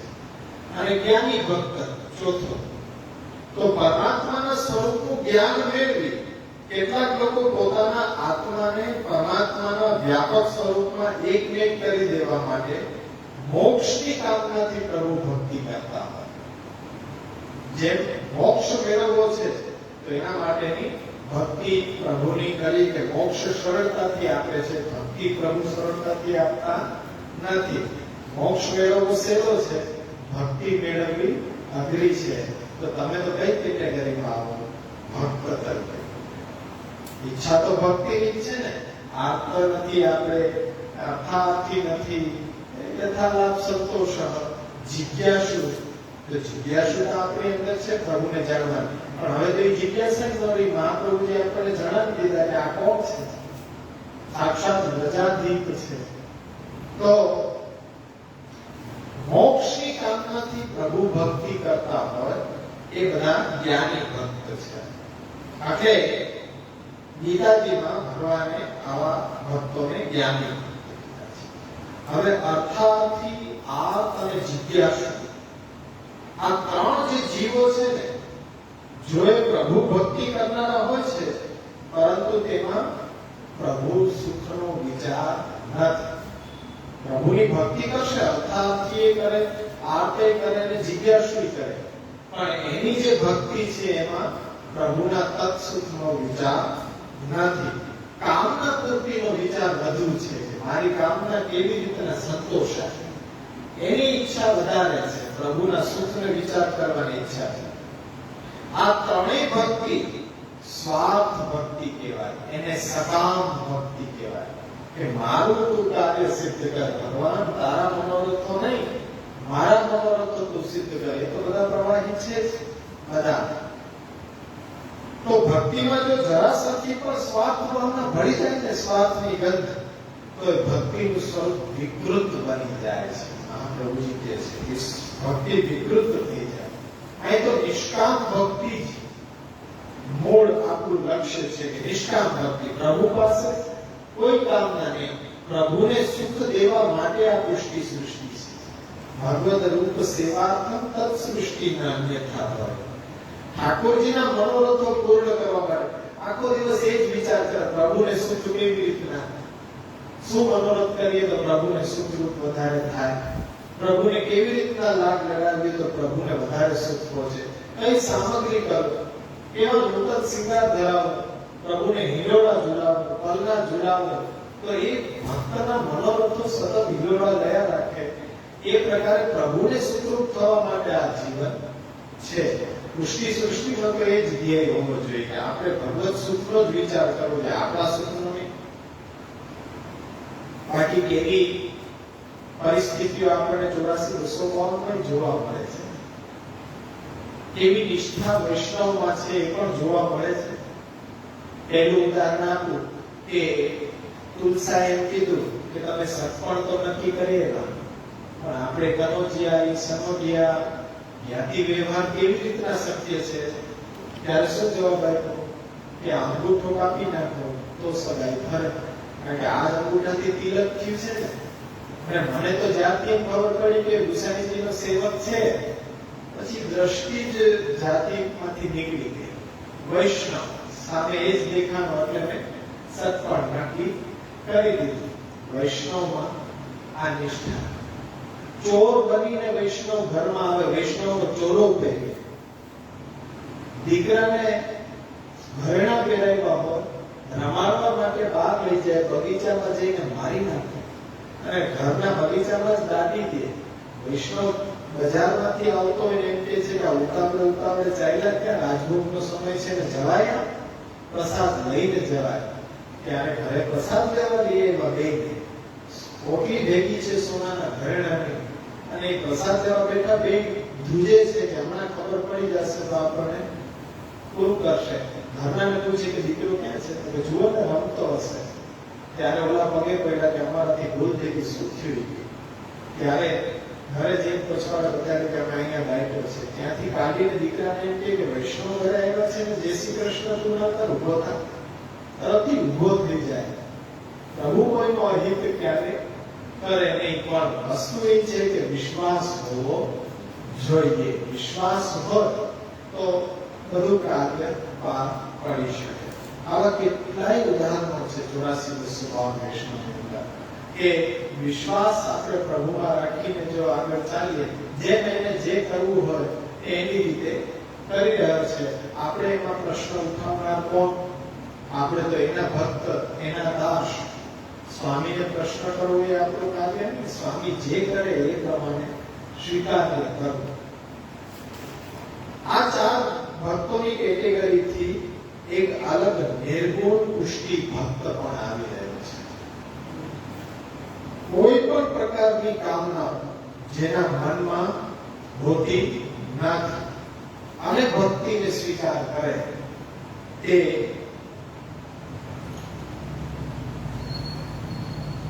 જે કામનાઓ છે એ મનમાં રાખીને કરવામાં આવે ને એવી ભક્તિનો સ્વીકાર પુષ્ટિ ભક્તિ માર્ગમાં કરતા નથી. અન્ય તો કદાચ પ્રભુ છે બધાની ઈચ્છા પૂર્ણ કરનારા છે, જેવી જેની ઈચ્છા અન્ય માર્ગોની અંદર કરતા હશે, પણ પુષ્ટિ ભક્તિ માર્ગમાં તો નહીં જ. પછી તમે 108 કરો કે દૂધની ધારાવાળી કરો કે દગડતી કરો, કામના છે તો એ પુષ્ટિ ભક્તિ માર્ગમાં સ્વીકાર્ય નથી. એમાં લૌકિક જ નહીં પણ પારલૌકિક ઈચ્છા, મોક્ષની પણ ઈચ્છા હોય તો એ કામના પુષ્ટિ માર્ગમાં સ્વીકાર કરવામાં આવતી નથી. કેમ કે પુષ્ટિ માર્ગમાં મહાપ્રભુજીએ કીધું કે પ્રભુના બનીને રહીએ ને એ જ સૌથી મોટામાં મોટો મોક્ષ છે. આનાથી બીજું કોઈ મોટો મોક્ષ નથી. પ્રભુના દાસ બનીને રહીએ, પ્રભુની આજ્ઞામાં રહીએ, પ્રભુની સેવા અને કથા આજીવન ચાલુ રહે, મોક્ષ જ છે. એટલે આવા શુદ્ધ ભાવથી જે મોક્ષની પણ કામના ન, લૌકિક તો કામના હોય જ નહીં, પણ અલૌકિક પણ કામના મનમાં હોવી જોઈએ નહીં. એ સ્તર ઉપર મહાપ્રભુજી આપણને મૂકવા માંગી રહ્યા છે કે કોઈ પણ કામના પ્રભુ પાસે કરવી જોઈએ નહીં.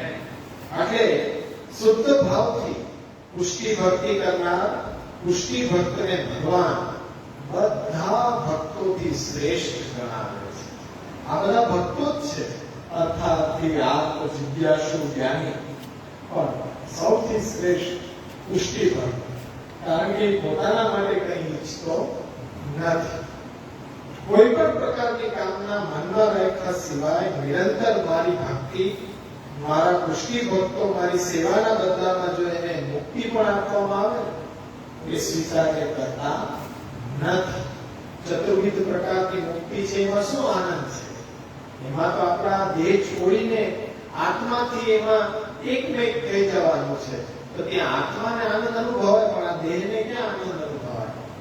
અને એ જે જ્ઞાની લોકોની ચરમ સીમા છે ને, કે જે મુક્તિ મળી જવી, અક્ષર બ્રહ્મની અંદર લીન થઈ જવું આત્મા દ્વારા, પણ એ સ્ટેજને મહાપ્રભુજી એમ કહે છે કે અમારા ભક્તોનો ગ્રહસ્થાશ્રમ છે ને, એ જ્ઞાની ભક્તોનું જે ચરમ લક્ષ્ય છે ને મુક્તિ, એ અમારા ભક્તોનો ગ્રહસ્થાશ્રમ પેનલ છે. ત્યાં તો જ્ઞાનીને પાછી ઓળખ છે કે દેહ ઇન્દ્રિયો વડે તે આનંદને માણી શકતા નથી, આત્માથી માણે છે. પણ પુષ્ટિ ભક્ત એક પોતાના ઘરની અંદર ગ્રહસ્થાશ્રમમાં પોતાના ઘરે ઠાકોરજી પધરાવીને સેવા કરે છે, તો દેહ, પ્રાણ, અંતઃકરણ, ઇન્દ્રિયો વડે એ પ્રભુનો બ્રહ્માનંદથી પણ વધારે આનંદ, ભજનાનંદનો આનંદ લે છે. તો એ કક્ષા વધારે શ્રેષ્ઠ છે. આપણી ગ્રહસ્થાશ્રમની કક્ષા, જ્ઞાનીનું જે અંતિમ લક્ષ્ય મુક્તિ છે, કે જન્મો જન્મની તપસ્યાને અંતે એને મળે, એ તો આપણે ગ્રહસ્થાશ્રમ એટલું શ્રેષ્ઠ છે, જો એ પ્રકાર હોય તો. એટલે સાચો ભગવત ભક્ત પ્રભુની સેવાની બરોબર મુક્તિને પણ ન કરે. પ્રભુની સેવા એટલી ઉત્તમ છે કે મુક્તિથી પણ અધિક છે. કારણ કે ભગવત ભક્તોનું જીવન જ પ્રભુની સેવા છે. અને એને જ કારણે આવા ભગવત ભક્તોની શ્રેષ્ઠતા સ્વયં ભગવાન સ્વીકારે છે. અને પ્રભુની પ્રસન્નતા માટે મહાપ્રભુજી પુષ્ટિ ભક્તિ માર્ગનો સિદ્ધાંતનો વિનિશ્ચય શું કર્યો છે? કૃષ્ણ સેવા સદા કાર્ય. કૃષ્ણ સેવા સદા કાર્ય. સદા શ્રી કૃષ્ણની સેવા કરવી આવશ્યક છે. તો આ સેવામય જીવનની આપણે શરૂઆત કરી રહ્યા છીએ. કે ભક્તોના સ્વભાવ ભેદથી ભક્તિનો પણ ભેદ પડી શકે છે. કેવી રીતના ભેદ આવે તો આ ભક્તોની ચતુર્વિધ કેટેગરી આપણે જોઈ. હવે એમાંથી નિર્ગુણ પુષ્ટિ ભક્તિ તરફ આપણે આગળ વધી રહ્યા છીએ. અને હવે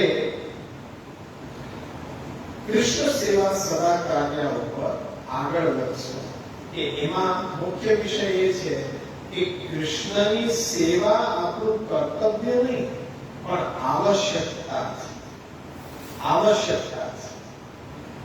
જે એકાદશીની રાત્રિના ઓનલાઈન સત્સંગની અંદર ચિંતન કર્યું હતું, એ જ પાઠ આપણે હવે શરૂઆત કરવાની છે. કૃષ્ણ સેવા સદા કાર્ય.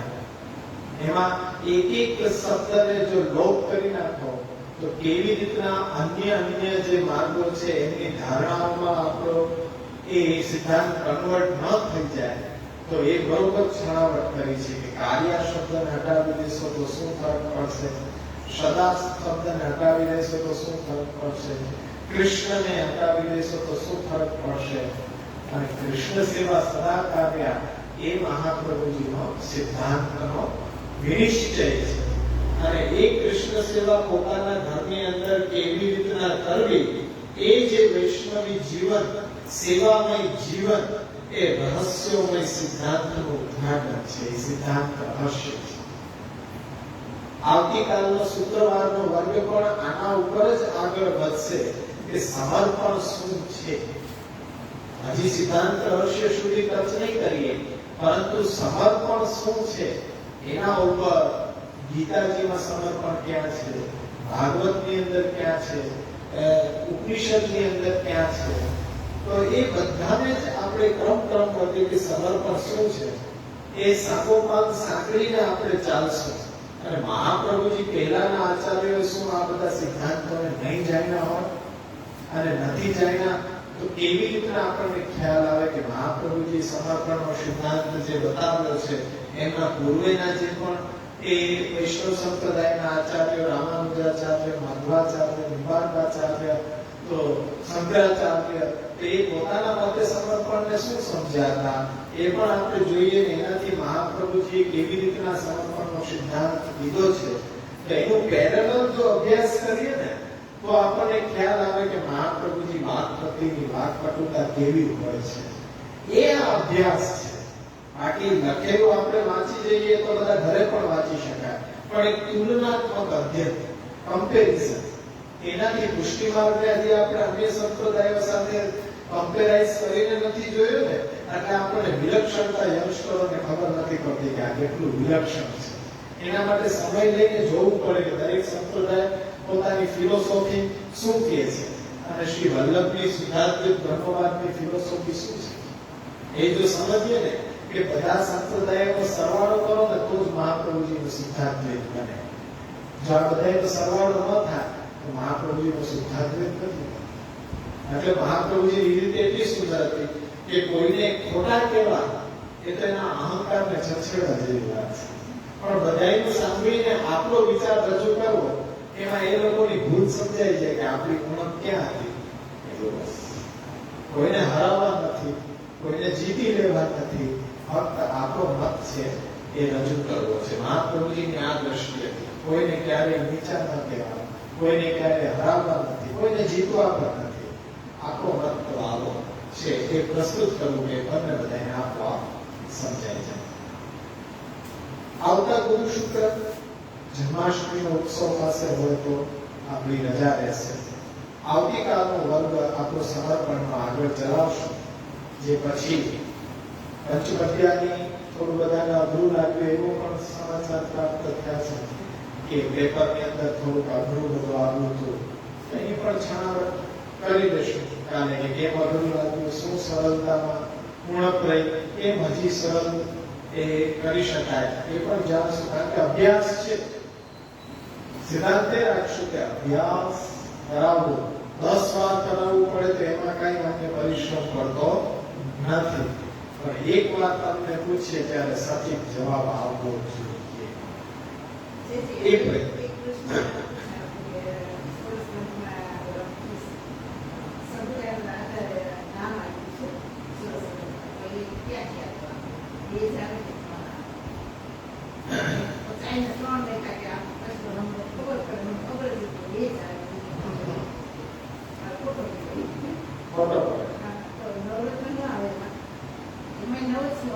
હા નવરત્નનો આધાર તો એક છે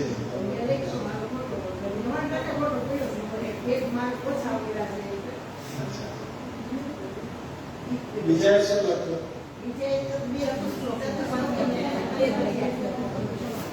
સ્પષ્ટ જે નામકરણ છે ને શ્લોક આધારિત કર્યું હોય ને તો એવા બે ગ્રંથો શ્લોકોની સંખ્યા ઉપરથી નામકરણ થયું હોય ને નવરત્નનો મૂળ ઉદ્દેશ્ય એ નથી કે શ્લોકની સંખ્યા 9 છે એટલે નવરત્ન પણ એમાં જે ભક્તની ચિંતા છે એ ચિંતાના નિવારણનો ઉપાય બતાવેલો છે પણ આમાં તો કોઈ વિષયના આધારિત નામકરણ નથી કરવામાં આવ્યું 4 શ્લોક છે તો ચતુશ્લોકી નામ આપી દેવામાં આવ્યું જેમ ચતુશ્લોકી ભાગવત છે પંચપદ્યાનીમાં 5 શ્લોક છે વિષયના અનુસંગિક નથી શ્લોકની સંખ્યાના અનુસંગિક નામ આપ્યા હોય એવા બે ગ્રંથો થાય એ પંચશ્લોકી અને ચતુશ્લોકી એમાં 9 રત્ન છે એક કારિકામાં એક રત્ન છે એની જાળવણી પાછી બીજી કારિકાની બીજી લીટીની અંદર છે કે ભાઈ કેવી રીતના નિવેદનનું સ્મરણ કરવું સરળતા તાંડે પછી એ સ્મરણ કરવાથી પાછું નીચેની લીટી વાંચો એટલે એનો પ્રયત્ન શું કરવો એક રત્ન આપતા જાય અને એની પાછી સાવચેતી કેમ રાખવી એના ઉપાય પણ બતાવતા જાય મુખ્ય એ દ્રષ્ટિ છે એટલે આપણું છું આ કે શ્લોકની સંખ્યા પ્રમાણે આ બે જ ગ્રંથો એવા છે કે જે શ્લોકની સંખ્યા આધારિત નામકરણ કર્યું આ બે પંચપદ્યાની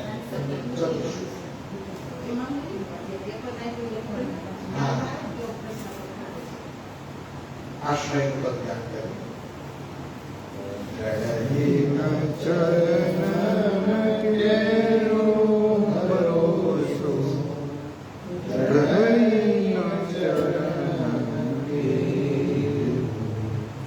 શ્રી